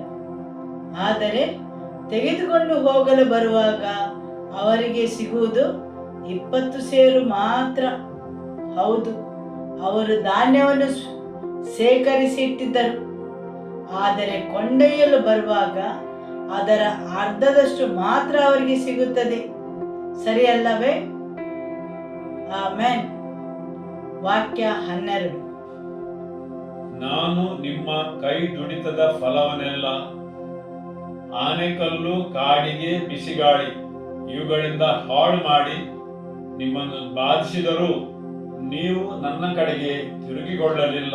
ಇದು ಯೆಹೋವನ ನುಡಿ. ಇಲ್ಲಿ ದೇವರ ವಾಕ್ಯ ಹೇಳುತ್ತದೆ, ಸೈತಾನನು ನಿಮಗೆ ಹೊಡೆದದಲ್ಲ, ಆದರೆ ಇದೆಲ್ಲ ನನ್ನ ಕಾರ್ಯವಾಗಿದೆ. ನಿಮ್ಮ ಕೈ ದುಡಿತದ ಫಲವನ್ನೆಲ್ಲ ಆನೆಕಲ್ಲು, ಕಾಡಿಗೆ, ಬಿಸಿಗಾಳಿಗೆ ಹಾಳು ಮಾಡಿದ್ದು ನಾನು. ಯಾಕೆಂದರೆ ನೀವು ನನ್ನ ಕಡೆಗೆ ಹಿಂತಿರುಗಿ ಬರಬೇಕೆಂದು. ಸರಿಯಲ್ಲವೇ? ಹೌದು, ನಿಮ್ಮ ಕೈ ದುಡಿತದ ಫಲವನ್ನು ನೀವು ತಿನ್ನದಂತೆ ಮಾಡಿದ್ದು ನಾನು. ನೀವು ಧಾನ್ಯವನ್ನು ಸೇಕರಿಸಿದ್ದೀರಿ 20 ಸೇರು, ಆದರೆ ನಿಮಗೆ ದೊರಕಿದ್ದು 10 ಸೇರು ಮಾತ್ರ. ಅದೇ ರೀತಿ 50 ಸೇರು ದ್ರಾಕ್ಷಾರಸವನ್ನು ಮೊಗೆಯಬೇಕೆಂದು ತೊಟ್ಟಿಗೆ ಬಂದಾಗ ನಿಮಗೆ ದೊರೆತದ್ದು 20 ಮಾತ್ರ. ದೇವರ ವಾಕ್ಯ ಹೇಳುತ್ತದೆ, ಸಂಬಳಗಾರನು ಸಂಬಳ ಹಾಕುವ ಚೀಲವು ತೂತಿನದು. ದೇವರು ಹೇಳುತ್ತಾರೆ, ನಾನದನ್ನು ಮಾಡಿದ್ದು ಯಾಕೆಂದರೆ ನೀವು ನನ್ನ ಬಳಿಗೆ ಹಿಂತಿರುಗಿ ಬರಬೇಕೆಂದು. ನನ್ನ ಕಡೆಗೆ ತಿರುಗಿಕೊಳ್ಳಿರಿ, ನನ್ನ ಮುಖವನ್ನು ಹುಡುಕಿರಿ. ದೇವರು ಹೇಳುತ್ತಾರೆ, ನಾನು ನಿಮಗೆ ಇಷ್ಟೆಲ್ಲ ಕಷ್ಟವನ್ನು ತಂದರೂ ನೀವು ನನ್ನ ಕಡೆಗೆ ತಿರುಗಿಕೊಳ್ಳಲಿಲ್ಲ. ನೀವು ಅನೇಕ ವಿಷಯಗಳಿಂದ ವಿಚಲಿತರಾಗಿದ್ದೀರಿ. ಹೌದು, ನಿಮ್ಮ ಜೀವನದಲ್ಲಿ ನಾನು ಅನೇಕ ಕಷ್ಟಗಳನ್ನು, ನಷ್ಟಗಳನ್ನು, ಕೊರತೆಗಳನ್ನು ತಂದೆನು. ಯಾಕೆಂದರೆ ನೀವು ನನ್ನ ಕಡೆಗೆ ತಿರುಗಿಕೊಳ್ಳಬೇಕೆಂದು. ಇಷ್ಟೆಲ್ಲ ತೊಂದರೆಗಳು ನಿಮ್ಮ ಜೀವನದಲ್ಲಿ ಬಂದರೂ ನೀವು ಸಂಪೂರ್ಣವಾಗಿ ನನಗಾಗಿ ಬೇರ್ಪಡಲಿಲ್ಲ. ಆಮೆನ್. ವಾಕ್ಯ 18. ಯೆಹೋವನ ಆಲಯಕ್ಕೆ ಅಸ್ತಿವಾರ ಹಾಕಿದ ಈ ದಿವಸದ ಹಿಂದಿನ ಕಾಲವನ್ನು, ಅಂದರೆ 9ನೇ ತಿಂಗಳಿನ 24ನೆಯ ದಿನದ ಹಿಂದಿನ ಕಾಲವನ್ನು ನೆನಪಿಗೆ ತಂದುಕೊಳ್ಳಿರಿ. ಕಣಜದಲ್ಲಿ ಕಾಳು ಇನ್ನೂ ಇದೆಯೋ? ದ್ರಾಕ್ಷೆ, ಅಂಜೂರ, ದಾಳಿಂಬರ, ಒಲಿವ ಈ ಗಿಡಗಳು ಫಲಿಸಲಿಲ್ಲವಲ್ಲ? ಇದೇ ದಿವಸ ಮೊದಲುಗೊಂಡು ನಿಮ್ಮನ್ನು ಆಶೀರ್ವದಿಸುವೆನು. ಆಮೆನ್. ಹೌದು, 9ನೆಯ ತಿಂಗಳು ಈ ದಿನ ನನ್ನ ಕಡೆಗೆ ನೀವು ತಿರುಗಿಕೊಂಡರೆ ನಾನು ನಿಮ್ಮ ಸುತ್ತಲೂ ಇರುವ ಎಲ್ಲವನ್ನು ಪುನಃ ಒಮ್ಮೆ ಬದಲಾಯಿಸಿ ಪರಿವರ್ತನೆಗೊಳಿಸಿ ಆಶೀರ್ವದಿಸುವೆನು. ನೀವು ಪೂರ್ಣ ಮನಸ್ಸಿನಿಂದ ನನ್ನ ಕಡೆಗೆ ಹಿಂತಿರುಗಲು ಬಯಸಿದರೆ ದೇವರು ತನ್ನ ಪ್ರವಾದಿಯ ಮುಖಾಂತರ ತನ್ನ ವಾಕ್ಯವನ್ನು ಕಳುಹಿಸಿ ಹೇಳುತ್ತಾರೆ, ನನ್ನ ಬಳಿಗೆ ಹಿಂತಿರುಗಿರಿ. ನನ್ನ ಮಹಿಮೆಗೋಸ್ಕರ, ನನ್ನ ಉದ್ದೇಶಗೋಸ್ಕರ, ನನಗಾಗಿ ಪ್ರತ್ಯೇಕಗೊಂಡ ಜನಾಂಗವಾಗಿ, ನನ್ನ ಕಾರ್ಯಸೂಚಿಗಾಗಿ. ಸರಿಯಲ್ಲವೇ? ಆಮೆನ್. ದೇವರ ವಾಕ್ಯವು ನಿಮಗೆ ಅರ್ಥವಾಗುತ್ತದಲ್ಲವೇ? ಹಾಲೆಲೂಯ. ಇದೇ ದಿವಸ ಮೊದಲುಗೊಂಡು ನಿಮ್ಮನ್ನು ಆಶೀರ್ವದಿಸುವೆನು. 9ನೆಯ ತಿಂಗಳು ವರ್ಗಾವಣೆಯ ತಿಂಗಳಾಗಿದೆ. ನೀವು ನಿಮ್ಮದೇ ಕೊರತೆಯಲ್ಲಿ, ನಿಮ್ಮದೇ ಸಮಸ್ಯೆಯಲ್ಲಿ ಉಳಿಯಬೇಕಾಗಿಲ್ಲ, ನಿಮ್ಮದೇ ಹೋರಾಟಗಳಲ್ಲಿ. ಆದರೆ ನಿಮ್ಮ ಎಲ್ಲ ಸನ್ನಿವೇಶಗಳಿಗೆ ನಿಮಗೆ ಬೇಕಾದಷ್ಟು ಪೂರೈಕೆಯನ್ನು ಒದಗಿಸಿ ನಿಮ್ಮ ಜೀವನದಲ್ಲಿ ದೊಡ್ಡ ಪರಿವರ್ತನೆಯನ್ನು ಉಂಟು ಮಾಡುವೆನು. ಹಾಲೆಲೂಯ. ನೀವು ಇದ್ದಂತಹ ಪರಿಸ್ಥಿತಿಯಲ್ಲಿ ನೀವು ಮುಂದುವರಿಸಿ ಹೋಗಬೇಕಾಗಿಲ್ಲ. ನೀವು ಹಿಂತಿರುಗಲು ಬಯಸಿದ ಈ ದಿನ, ನಿಮ್ಮ ಗಮನವನ್ನು ಸಂಪೂರ್ಣವಾಗಿ ನನ್ನ ಕಡೆ ಕೇಂದ್ರೀಕರಿಸಿದ್ದ ಈ ದಿನ, ನಾನು ನಿಮಗೆ ಆಶೀರ್ವದಿಸುವೆನು. ನಿಮ್ಮ ಸುತ್ತಲಿರುವ ಎಲ್ಲ ವಿಷಯಗಳನ್ನು ಬದಲಾಯಿಸುವೆನು. ಆಮೆನ್. ಹಗ್ಗಾಯನ ಪುಸ್ತಕ ಅಧ್ಯಾಯ 2 ವಾಕ್ಯ 6 ಮತ್ತು 7. ಸೇನಾಧೀಶ್ವರ ಯೆಹೋವನು ಇಂತೆನ್ನುತ್ತಾನೆ, ಸ್ವಲ್ಪ ಕಾಲದ ಮೇಲೆ ನಾನು ಇನ್ನೊಂದೇ ಸಾರಿ ಆಕಾಶವನ್ನು, ಭೂಮಿಯನ್ನು, ಸಮುದ್ರವನ್ನು, ಒಣನೆಲವನ್ನು ಅದುರಿಸಿ ಸಕಲ ಜನಾಂಗಗಳನ್ನು ನಡುಗಿಸುವೆನು. ಆಗ ಸಮಸ್ತ ಜನಾಂಗಗಳ ಇಷ್ಟ ವಸ್ತುಗಳು ಬಂದು ಒದಗಲು ಆ ಆಲಯವನ್ನು ವೈಭವದಿಂದ ತುಂಬಿಸುವೆನು. ಇದು ಸೇನಾಧೀಶ್ವರ ಯೆಹೋವನ ನುಡಿ. ಆಮೆನ್. ನಾವು ಹೋದ ವಾರ ಇದರ ಬಗ್ಗೆ ಕೇಳಿದೆವು.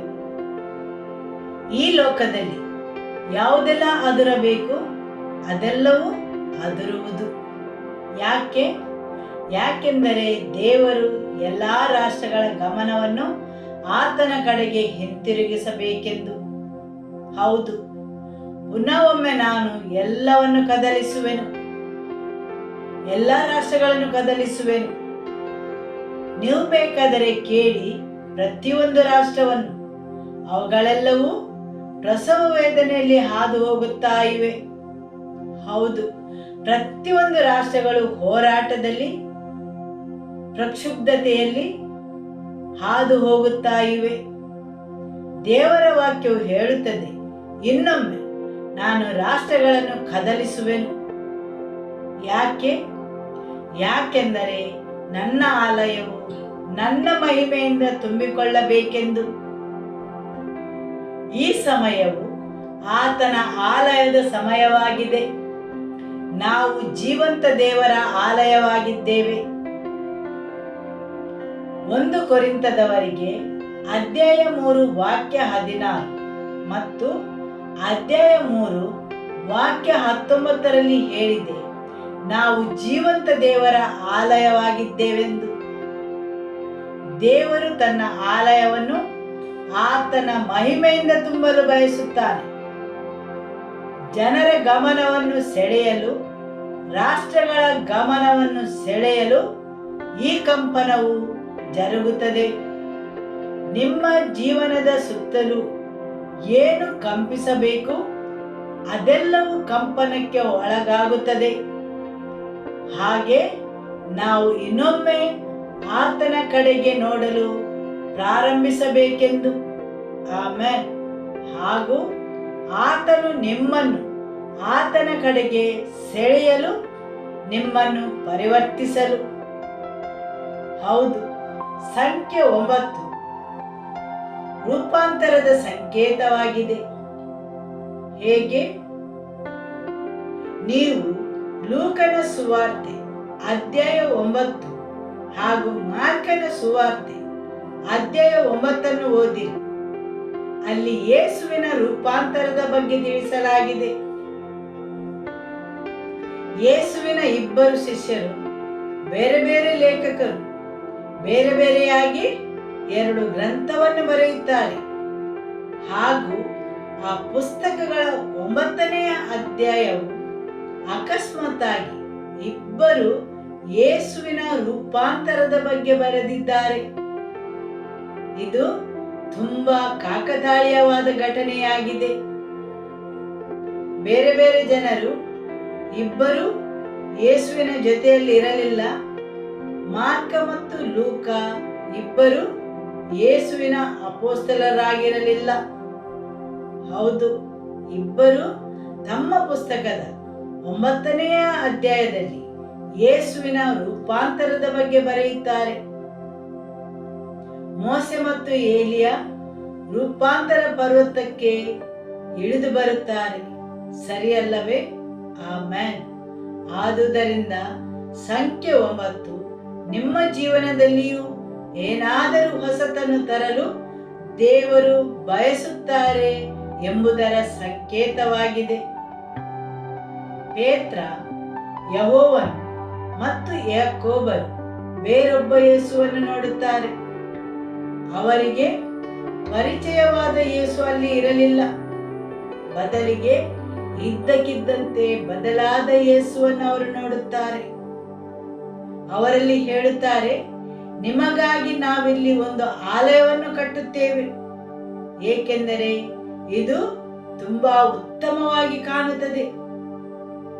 ನಾವು ಈ ಮಹಿಮೆಯನ್ನು ಪ್ರೀತಿಸುತ್ತೇವೆ. ನಾವು ಈ ವಾತಾವರಣವನ್ನು ಪ್ರೀತಿಸುತ್ತೇವೆ, ಯಾಕೆಂದರೆ ಇಲ್ಲಿ ಎಲ್ಲವೂ ಮಹಿಮೆ ಭರಿತವಾಗಿ ಕಾಣುತ್ತದೆ. ನಾವು ಇಲ್ಲಿಂದ ದೂರ ಹೋಗಲು ಬಯಸುವುದಿಲ್ಲ. ನಾವು ಈ ಮಹಿಮೆಯ ಮೋಡದ ಅಡಿಯಲ್ಲಿ ಇರಲು ಬಯಸುತ್ತೇವೆ. ಆಮೆನ್. ಸರಿಯಲ್ಲವೇ? ಹಾಲೆಲೂಯ. ದೇವರು ಹೆಸರಿಡಿದು ಕರೆದ ಆ ಜನಾಂಗವು ಅವರಿಗಾಗಿ ಬೇರ್ಪಡಬೇಕು. ಅವರನ್ನೇ ಶುದ್ಧಗೊಳಿಸಿ ಅವರಿಗಾಗಿ ಪ್ರತ್ಯೇಕವಾಗಿರಬೇಕು. ದೇವರು ಅವರನ್ನು ತನ್ನ ಮಹಿಮೆಯಿಂದ ತುಂಬಲು ಬಯಸುತ್ತಾನೆ. ಆತನು ತನ್ನ ಆಲಯವನ್ನು ತನ್ನ ಮಹಿಮೆಯಿಂದ ತುಂಬಲು ಬಯಸುತ್ತಾನೆ. ಹಾಲೆಲೂಯ. ನಿಮ್ಮ ನೆರೆಯವರಲ್ಲಿ ಹೇಳಿ, ಆತನು ತನ್ನ ಆಲಯವನ್ನು ಮಹಿಮೆಯಿಂದ ತುಂಬಲು ಬಯಸುತ್ತಾನೆ. ಆಮೆನ್. ಆತನು ಪುನಃ ಒಮ್ಮೆ ಕಂಪಿಸಲು ಬಯಸುತ್ತಾನೆ. ಹಾಲೆಲೂಯ. ಹಗ್ಗಾಯನ ಪುಸ್ತಕ ಅಧ್ಯಾಯ 2 ವಾಕ್ಯ 6 ಮತ್ತು 7. ಸೇನಾಧೀಶ್ವರ ಯೆಹೋವನು ಇಂತೆನ್ನುತ್ತಾನೆ, ಸ್ವಲ್ಪ ಕಾಲದ ಮೇಲೆ ನಾನು ಇನ್ನೊಂದೇ ಸಾರಿ ಆಕಾಶವನ್ನು, ಭೂಮಿಯನ್ನು, ಸಮುದ್ರವನ್ನು, ಒಣ ನೆಲವನ್ನು ಅದುರಿಸಿ ಸಕಲ ಜನಾಂಗಗಳನ್ನು ನಡುಗಿಸುವೆನು. ಆಗ ಸಮಸ್ತ ಜನಾಂಗಗಳ ಇಷ್ಟ ವಸ್ತುಗಳು ಬಂದು ಒದಗಲು ಆ ಆಲಯವನ್ನು ವೈಭವದಿಂದ ತುಂಬಿಸುವೆನು. ಇದು ಸೇನಾಧೀಶ್ವರ ಯೆಹೋವನ ನುಡಿ. ಆಮೆನ್. ದೇವರು ಯಾವುದನ್ನೆಲ್ಲ ನಡುಗಿಸಲು ಬಯಸುತ್ತಾರೆ? ಆಕಾಶವನ್ನು, ಭೂಮಿಯನ್ನು, ಸಮುದ್ರವನ್ನು, ವನನೆಲವನ್ನು, ಸಕಲ ಜನಾಂಗಗಳನ್ನು ನಡುಗಿಸುವೆನು. ಹಾಲೆಲೂಯ. ಹೌದು, ಹೋದ ವಾರ ನಾವು ಈ ಕಂಪನದ ಬಗ್ಗೆ ಮಾತನಾಡಿದೆವು. ಮರುದಿನ ಅಫ್ಘಾನಿಸ್ತಾನದಲ್ಲಿ ಭೂಕಂಪನವಾಯಿತು. ನಾವು ಹಾಗೆ ಆಗಬೇಕೆಂದು ಬಯಸುವುದಿಲ್ಲ, ಆದರೆ ಇದು ಅಂತ್ಯಕಾಲದ ಪ್ರವಾದನೆಯ ವಾಕ್ಯವಾಗಿದೆ.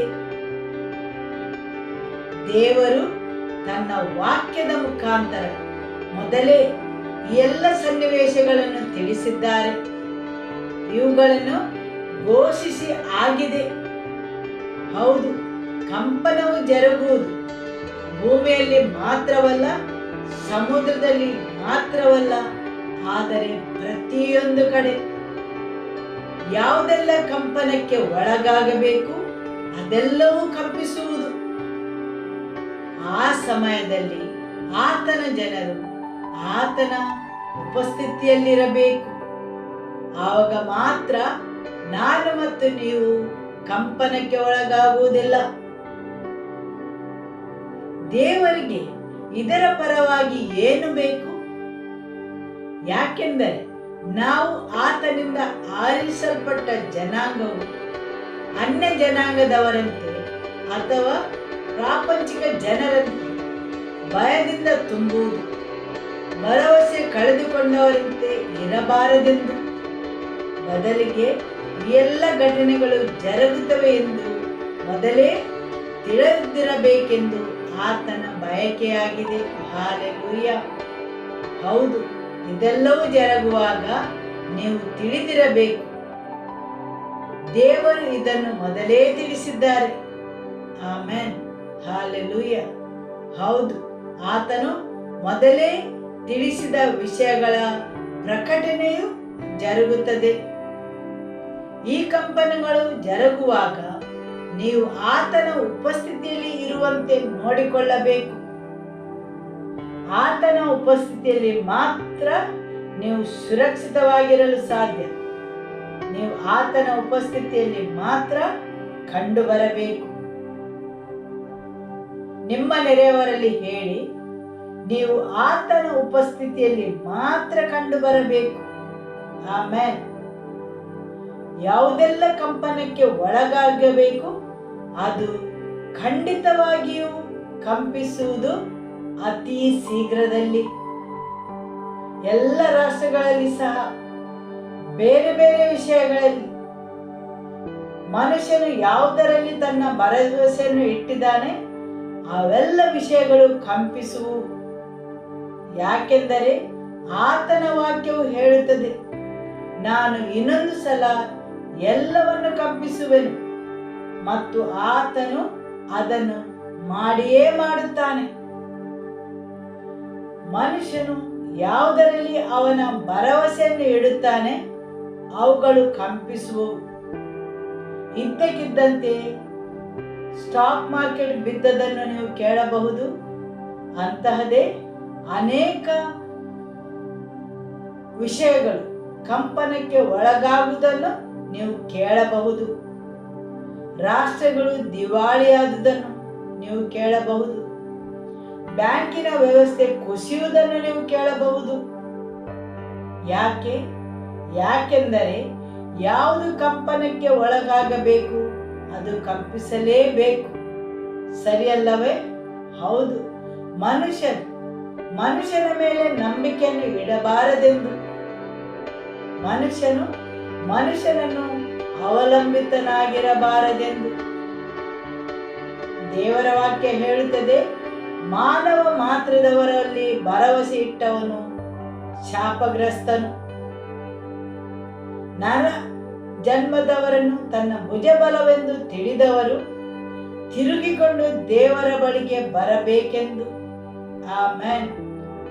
ಜನರ ವಿಶ್ವಾಸವು ಹಾಗೂ ಜನರ ಅವಲಂಬನೆಯು ಆತನಲ್ಲಿ ಇರಬೇಕೆಂದು. ಆತನು ಜನರ ಗಮನವನ್ನು ಸೆಳೆಯಲು ಬಯಸುತ್ತಾನೆ. ಆಮೆನ್. ಸರಿಯಲ್ಲವೇ? ಹಾಲೆಲೂಯಾ. ಜಕರ್ಯನ ಪುಸ್ತಕದಲ್ಲಿ ಅಧ್ಯಾಯ 7 ವಾಕ್ಯ 1ರಲ್ಲಿ ಹೇಳುತ್ತದೆ, 9ನೆಯ ತಿಂಗಳು ಉಪವಾಸ ಮತ್ತು ಪ್ರಾರ್ಥನೆಯ ತಿಂಗಳಾಗಿದೆ ಎಂದು. ಹೌದು. ಅರಸನಾದ ದಾರ್ಯಾವೆಷನ ಆಳಿಕೆಯ 4ನೇ ವರ್ಷದ ಕಿಸ್ಲೇವ್ ಎಂಬ 9ನೆಯ ತಿಂಗಳಿನ 4ನೆಯ ದಿನದಲ್ಲಿ ಯೆಹೋವನು ಜಕರ್ಯನಿಗೆ ಒಂದು ವಾಕ್ಯವನ್ನು ದಯಪಾಲಿಸಿದನು. ಅಷ್ಟರೊಳಗೆ ಬೇತೇಲಿನವರು ಸೆರೆಜರನನ್ನು, ರೆಗೆಮ್ ಮೆಲೆಕನನ್ನು, ಅವನ ಪರಿಜನರನ್ನು ಯೆಹೋವನ ಪ್ರಸನ್ನತೆಯ ಪ್ರಾರ್ಥನೆಗಾಗಿ ಕಳುಹಿಸಿದ್ದರು. ಆಮೆನ್. 9ನೆಯ ತಿಂಗಳ 4ನೆಯ ದಿನ ದೇವರ ವಾಕ್ಯವು ಪ್ರವಾದಿಯಾದ ಜಕರ್ಯನಿಗೆ ಸಿಗುತ್ತದೆ. ದೇವರ ಪ್ರಸನ್ನತೆಗಾಗಿ ಪ್ರಾರ್ಥಿಸಲು ಪ್ರಾರ್ಥನೆಯ ಭಾರವು ಅವರ ಮೇಲೆ ಬರುತ್ತದೆ. ಪ್ರವಾದಿಯಾದ ಜಕರ್ಯನಿಗೆ ದೇವರ ವಾಕ್ಯವು ಹೇಳುತ್ತದೆ, 9ನೆಯ ತಿಂಗಳು ದೇವರ ಪ್ರಸನ್ನತೆಯನ್ನು ಹುಡುಕಬೇಕೆಂದು, ಆತನ ಉಪಸ್ಥಿತಿಗೆ ಬರಬೇಕೆಂದು. ಸರಿಯಲ್ಲವೇ? ಆಮೆನ್. ಜೆರೆಮೀಯನ ಪುಸ್ತಕ ಅಧ್ಯಾಯ 36 ವಾಕ್ಯ 9. ಯೋಷಿಯನ ಮಗನು ಯೆಹೂದದ ಅರಸನು ಆದ ಯೆಹೋಯಾಕೀಮನ ಆಳಿಕೆಯ 5ನೇ ವರ್ಷದ 9ನೇ ತಿಂಗಳಲ್ಲಿ ಯೆರೂಸಲೇಮಿನವರೆಲ್ಲರೂ, ಯೆಹೂದದ ಊರುಗಳಿಂದ ಯೆರೂಸಲೇಮಿಗೆ ಬಂದವರೆಲ್ಲರೂ ಯೆಹೋವನ ಆರಾಧನೆಯ ಉಪವಾಸ ಗೊತ್ತು ಮಾಡಿ ಪ್ರಕಟಿಸಿದರು.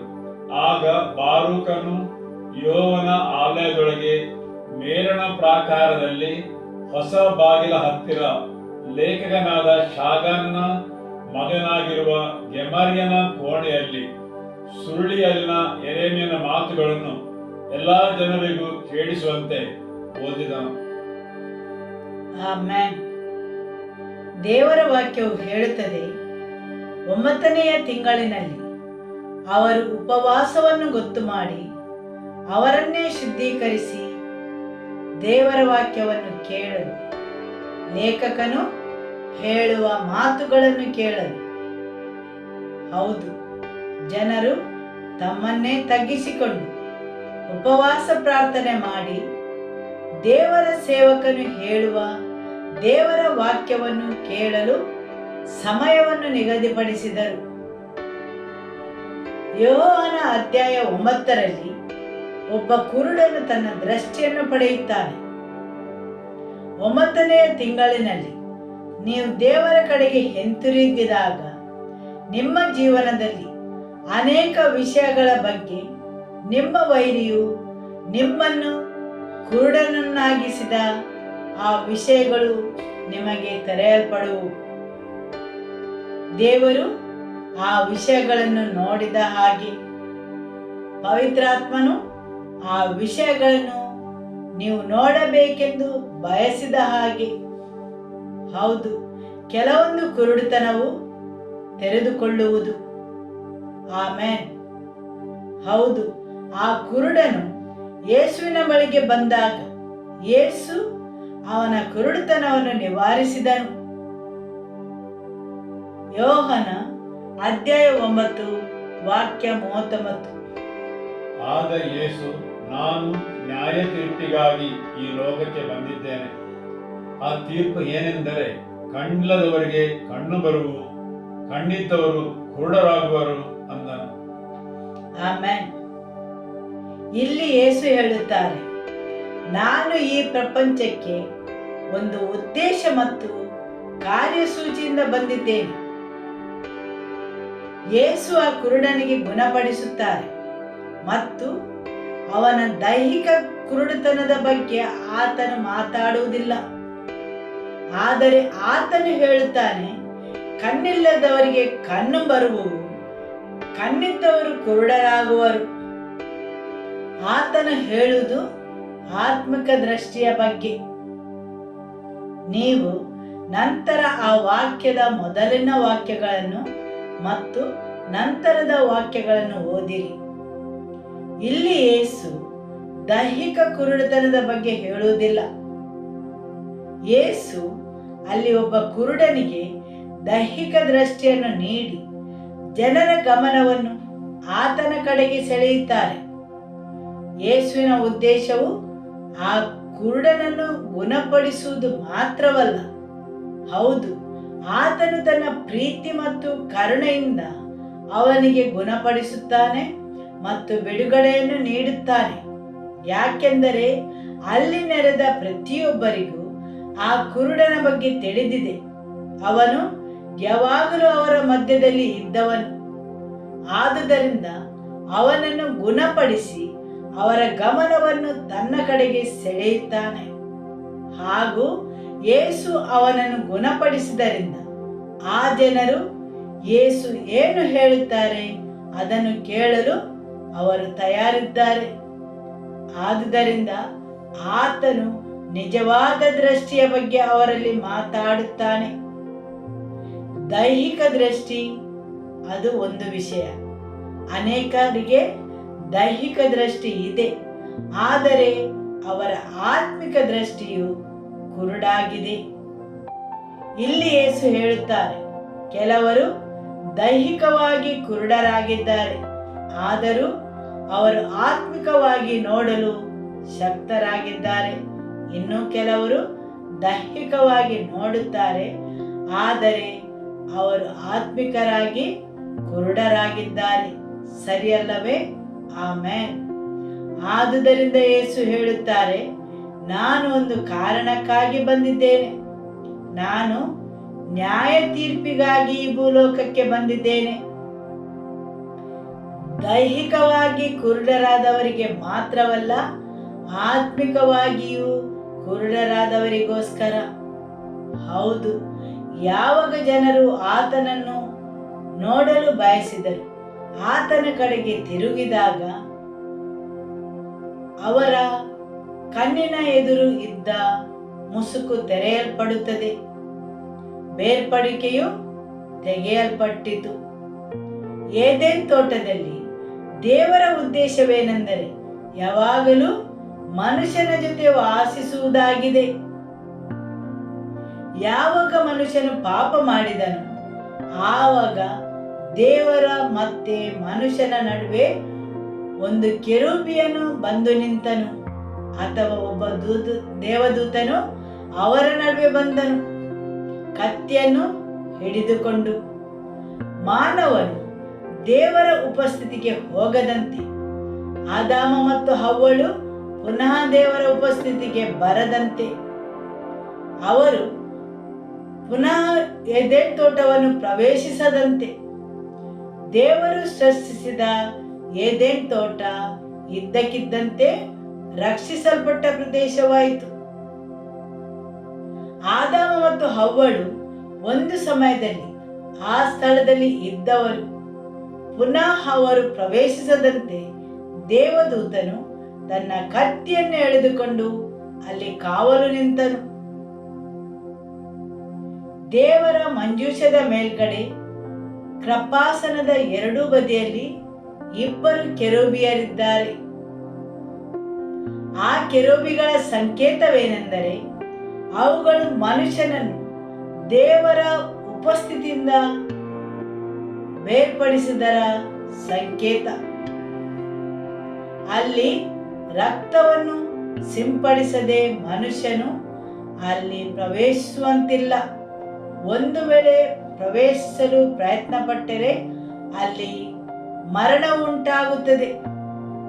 ಅದು ಕೆರೂಬಿಗಳ ವಿಗ್ರಹವಾದರೂ ಅವರು ದೇವರ ಉಪಸ್ಥಿತಿಯನ್ನು ಕಾಯುವುದರ ಸಂಕೇತವಾಗಿದೆ. ನೀವು ದೇವರ ವಾಕ್ಯವನ್ನು ನೋಡಿದರೆ ಒಂದು ಕಡೆ ಉಜ್ಜನು ಸಾಯುತ್ತಾನೆ, ಇನ್ನೊಂದು ಕಡೆ ಯೆಹೋವನ ಮಂಜೂಷದಲ್ಲಿ ಇಣಿಕಿ ನೋಡಿದ್ದರಿಂದ ಯೆಹೋವನು ಅವರಲ್ಲಿ 70 ಮಂದಿಯನ್ನು ಸಾಯಿಸಿದ. ಇದಲ್ಲದೆ 50,000 ಜನರು ಮರಣ ಹೊಂದಿದರು. ಯಾಕೆಂದರೆ ಅಲ್ಲಿದ್ದ ದೇವದೂತನು ತನ್ನ ಕತ್ತಿಯಿಂದ ಆ ಜನರನ್ನು ಕೊಂದು ಬಿಟ್ಟನು. ಹೌದು, ದೇವದೂತರಿಂದ ರಕ್ಷಿಸಲ್ಪಟ್ಟ ದೇವರ ಉಪಸ್ಥಿತಿಗೆ ಪ್ರವೇಶಿಸಲು ಅವರು ಪ್ರಯತ್ನಿಸಿದರು. ಕುರಿಯ ರಕ್ತವಿಲ್ಲದೆ ದೇವರ ಕೃಪಾಸನದ ಬಳಿ ಜನರು ಬರಲು ಸಾಧ್ಯವಿಲ್ಲ. ಯೇಸು ಕ್ರಿಸ್ತನಲ್ಲಿ ಆ ಮುಸುಕನ್ನು ತೆಗೆದುಹಾಕಲಾಗಿದೆ. ದೇವರಿಂದ ಮನುಷ್ಯರನ್ನು ಪ್ರತ್ಯೇಕಿಸಲ್ಪಟ್ಟ ಆ ಮುಸುಕು ಯೇಸುವಿನಿಂದಾಗಿ ಅದನ್ನು ತೆಗೆದುಹಾಕಲಾಗಿದೆ. ಆದುದರಿಂದ ಯೇಸು ಕ್ರೂಸೆಯಲ್ಲಿ ಮರಣ ಹೊಂದಿದಾಗ ದೇವರ ಆಲಯದಲ್ಲಿದ್ದ ಆ ಪರದೆಯು ಕೆಳಗಿನಿಂದ ಮೇಲೆ ಅಲ್ಲ, ಅಲ್ಲಿಯ ಮಹಾಯಾಜಕನು ಅಲ್ಲಿ ನಿಂತು ಅದನ್ನು ಹರಿದದಲ್ಲ, ಆದರೆ ಮೇಲಿನಿಂದ ಕೆಳಗೆ ಅದು ಹರಿಯಿತು. ಹೌದು, ಆ ಪರದೆಯಿಂದ ಪವಿತ್ರ ಸ್ಥಳ ಮತ್ತು ಅತಿ ಪವಿತ್ರ ಸ್ಥಳವನ್ನು ಪ್ರತ್ಯೇಕಿಸಿದ್ದರು. ಅತಿ ಪವಿತ್ರ ಸ್ಥಳಕ್ಕೆ ಮಹಾಯಾಜಕನು ವರ್ಷಕ್ಕೊಮ್ಮೆ ಮಾತ್ರ ಪ್ರವೇಶಿಸಬಹುದಿತ್ತು. ಪ್ರಾಯಶ್ಚಿತ್ತದ ದಿನ ಆತನ ಪಾಪಗೋಸ್ಕರ ಮತ್ತು ಇಸ್ರೇಲ್ ಜನಾಂಗಗೋಸ್ಕರ ಕುರಿಯ ರಕ್ತವನ್ನು ತೆಗೆದುಕೊಂಡು ಅವನು ಹೋಗಬೇಕಿತ್ತು. ಆ ಬೇರ್ಪಡಿಸುವ ಪರದೆಯು ಹರಿಯಿತು, ಕೆಳಗಿನಿಂದ ಮೇಲೆ ಅಲ್ಲ. ಮನುಷ್ಯನ ಪ್ರಯತ್ನದಿಂದ ದೇವರನ್ನು ತಲುಪುವುದಲ್ಲ, ಆದರೆ ಅದು ಮೇಲಿನಿಂದ ಕೆಳಗೆ ಹರಿಯಿತು. ಅಂದರೆ ದೇವರು ಮನುಷ್ಯರನ್ನು ಭೇಟಿಯಾಗಲು ಸ್ವತಃ ಕೆಳಗೆ ಇಳಿದು ಬಂದರು. ಸರಿಯಲ್ಲವೇ? ಆ ಪರದೆಯು ಮೇಲಿನಿಂದ ಕೆಳಗೆ ಹರಿಯಿತು. ಯೇಸು ಕ್ರಿಸ್ತನ ಮೂಲಕ ಶಿಲುಬೆಯ ಮೇಲೆ. ಯಾಕೆಂದರೆ ನಿಯಮಶಾಸ್ತ್ರದ ಪ್ರಕಾರ ದೇವರ ಬೇಡಿಕೆಯಂತೆ ಯೇಸುವಿನ ನೀತಿವಂತ ರಕ್ತವು ಆ ಬೇಡಿಕೆಯನ್ನು ಸಂಪೂರ್ಣಗೊಳಿಸಿತು. Hallelujah, amen. ಹೌದು, ನಿಯಮಶಾಸ್ತ್ರದ ಪ್ರಕಾರ ದೇವರ ಬೇಡಿಕೆಯಂತೆ ಯೇಸುವಿನ ರಕ್ತದ ಮುಖಾಂತರ ಶಿಲುಬೆಯ ಮೇಲೆ ಸಂಪೂರ್ಣಗೊಂಡ ತಕ್ಷಣ ಆ ಪರದೆಯು ಹರಿಯಿತು. ಆಮೆನ್. ಮೇಲಿನಿಂದ ಕೆಳಗೆ ಇದು ಮನುಷ್ಯನ ಕಾರ್ಯವಲ್ಲ, ಆದರೆ ಅದು ದೇವರ ಕಾರ್ಯವಾಗಿತ್ತು. ಹಾಲೆಲೂಯ. ಹಾಗೆ ದೇವರ ಪವಿತ್ರ ಸ್ಥಾನಕ್ಕೆ ಪ್ರವೇಶಿಸಲು ಮನುಷ್ಯನಿಗೆ ಇನ್ನೊಮ್ಮೆ ಸ್ವಾತಂತ್ರ್ಯವು ಸಿಕ್ಕಿತು. Hallelujah, amen. ನನಗೆ ಮತ್ತು ನಿಮಗೆ ಯೇಸುವಿನ ರಕ್ತದಿಂದ ಪುನಃ ಆತನೊಡನೆ ಸಂಪರ್ಕವನ್ನು ಏರ್ಪಡಿಸಲು ಸವಲತ್ತು ದೊರೆಯಿತು. ಹಾಗೂ ದೇವರು ಆ ಸಂಪರ್ಕಗೋಸ್ಕರ ಹಾತೊರೆಯುತ್ತಾರೆ. ದೇವರು ಆ ಆತ್ಮೀಯತೆಗೋಸ್ಕರ ಹಾತೊರೆಯುತ್ತಾರೆ. ಅನೇಕ ಸಲ ದೇವರು ಜನರ ಗಮನವನ್ನು ಆತನ ಕಡೆಗೆ ಸೆಳೆಯಲು ಪ್ರಯತ್ನಿಸುತ್ತಾರೆ. ಹಾಗೆ ಜನರೊಡನೆ ಅವರು ಮಾತಾಡಲು ಬಯಸುತ್ತಾರೆ, ಆತನ ಹತ್ತಿರ ಸೆಳೆಯಲು ಬಯಸುತ್ತಾರೆ. ಅದಕ್ಕಾಗಿ ನಮ್ಮಲ್ಲಿ ಇರಬೇಕು ಪ್ರತ್ಯೇಕತೆ. ನಾವು ಅಶುದ್ಧವಾದ ಜನರೊಡನೆ ವ್ಯವಹರಿಸಿ ಅಶುದ್ಧವಾದ ವಸ್ತುಗಳನ್ನು ಮುಟ್ಟಿ ಆತನಿಗಾಗಿ ಮೀಸಲಿಟ್ಟ ಜನಾಂಗವಾಗಿರಲು ಸಾಧ್ಯವಿಲ್ಲ. ಸರಿಯಲ್ಲವೇ? ಆಮೆನ್. ಹಾಲೆಲೂಯ. ದೇವರ ವಾಕ್ಯವು ನಿಮಗೆ ಅರ್ಥವಾಗುತ್ತಿದಲ್ಲವೇ? ಪವಿತ್ರಾತ್ಮನು ನಿಮ್ಮಲ್ಲಿ ಮಾತನಾಡುತ್ತಾನಲ್ಲವೇ? ಸರಿ. ಹಾಲೆಲೂಯ. ಅಪೊಸ್ತಲರ ಕೃತ್ಯ ಅಧ್ಯಾಯ 9ರಲ್ಲಿ ಸೌಲನೆಂಬ ಮನುಷ್ಯನ ಬಗ್ಗೆ ಇಲ್ಲಿ ತಿಳಿಸುತ್ತದೆ. ಒಬ್ಬ ಕೊಲೆಕಡುಕ, ತುಂಬಾ ಧಾರ್ಮಿಕ ಮನುಷ್ಯ. ಅವನು ಭಾವಿಸುತ್ತಾನೆ ಅವನು ಏನು ಮಾಡುತ್ತಾನೆ ಅದೆಲ್ಲ ನಿಯಮಶಾಸ್ತ್ರದ ಪ್ರಕಾರ ಮಾಡುತ್ತಾನೆಂದು ಅವನು ಭಾವಿಸುತ್ತಾನೆ. ಹಾಗೂ ಅವನು ಭಾವಿಸುತ್ತಾನೆ ಅವನು ಪರಿಪೂರ್ಣನಾಗಿದ್ದಾನೆಂದು. ಅವನು ಗಮಾಲಿಯೇಲನ ಬಳಿ ವಿದ್ಯಾಭ್ಯಾಸವನ್ನು ಪಡೆದಿದ್ದ. ಆದುದರಿಂದ ಅವನ ಭಾವನೆಯು ಅವನಿಗೆ ಎಲ್ಲವೂ ತಿಳಿದಿದೆ ಎಂದು. ದೇವರ ಉಪಸ್ಥಿತಿಯು ಅವನಿಗೆ ಹೊಡೆಯುವವರೆಗೆ. ಹೌದು, ದೇವರ ಉಪಸ್ಥಿತಿಯಿಂದ ಅವನ ಜೀವನವು ಸಂಪೂರ್ಣವಾಗಿ ಪರಿವರ್ತನೆಗೊಳ್ಳುತ್ತದೆ. ಆಮೆನ್. ಅಪೊಸ್ತಲರ ಕೃತ್ಯ ಅಧ್ಯಾಯ 9 ವಾಕ್ಯ 36ರಲ್ಲಿ ಒಂದು ಮರಣಿಸಿದ ಹೆಂಗಸಿನ ಬಗ್ಗೆ ತಿಳಿಸುತ್ತದೆ. ಆಕೆಯನ್ನು ಮರಣದಿಂದ ಎಬ್ಬಿಸುತ್ತಾರೆ. ಈ 9ನೇ ತಿಂಗಳಲ್ಲಿ ನೀವು ಆತನ ಉಪಸ್ಥಿತಿಗೆ ಹಿಂತಿರುಗಿ ಬಂದರೆ ನಿಮ್ಮಲ್ಲಿದ್ದ ಕೆಲವು ಮರಣ ಹೊಂದಿದ ವಿಷಯಗಳು ಪುನರುತ್ಥಾನಗೊಳ್ಳುವು. ಹೌದು, ಸತ್ತ ಹೆಂಗಸು ಜೀವಂತಗೊಂಡಳು. ಕಣ್ಣಿನಿಂದ ನೋಡದ, ಕಿವಿಯಿಂದ ಕೇಳದ ಘಟನೆಗಳು ಇದ್ದಕ್ಕಿದ್ದಂತೆ ಜರುಗಲು ಪ್ರಾರಂಭವಾದವು. ನಿಮ್ಮ ಜೀವನದಲ್ಲಿ ಸತ್ತ ವಿಷಯಗಳು ಹಾಗೂ ಭರವಸೆಯನ್ನು ಕಳೆದುಕೊಂಡ ವಿಷಯಗಳು ಇದ್ದಕ್ಕಿದ್ದಂತೆ ಜೀವಕ್ಕೆ ಬರಲು ಪ್ರಾರಂಭವಾಗುವು.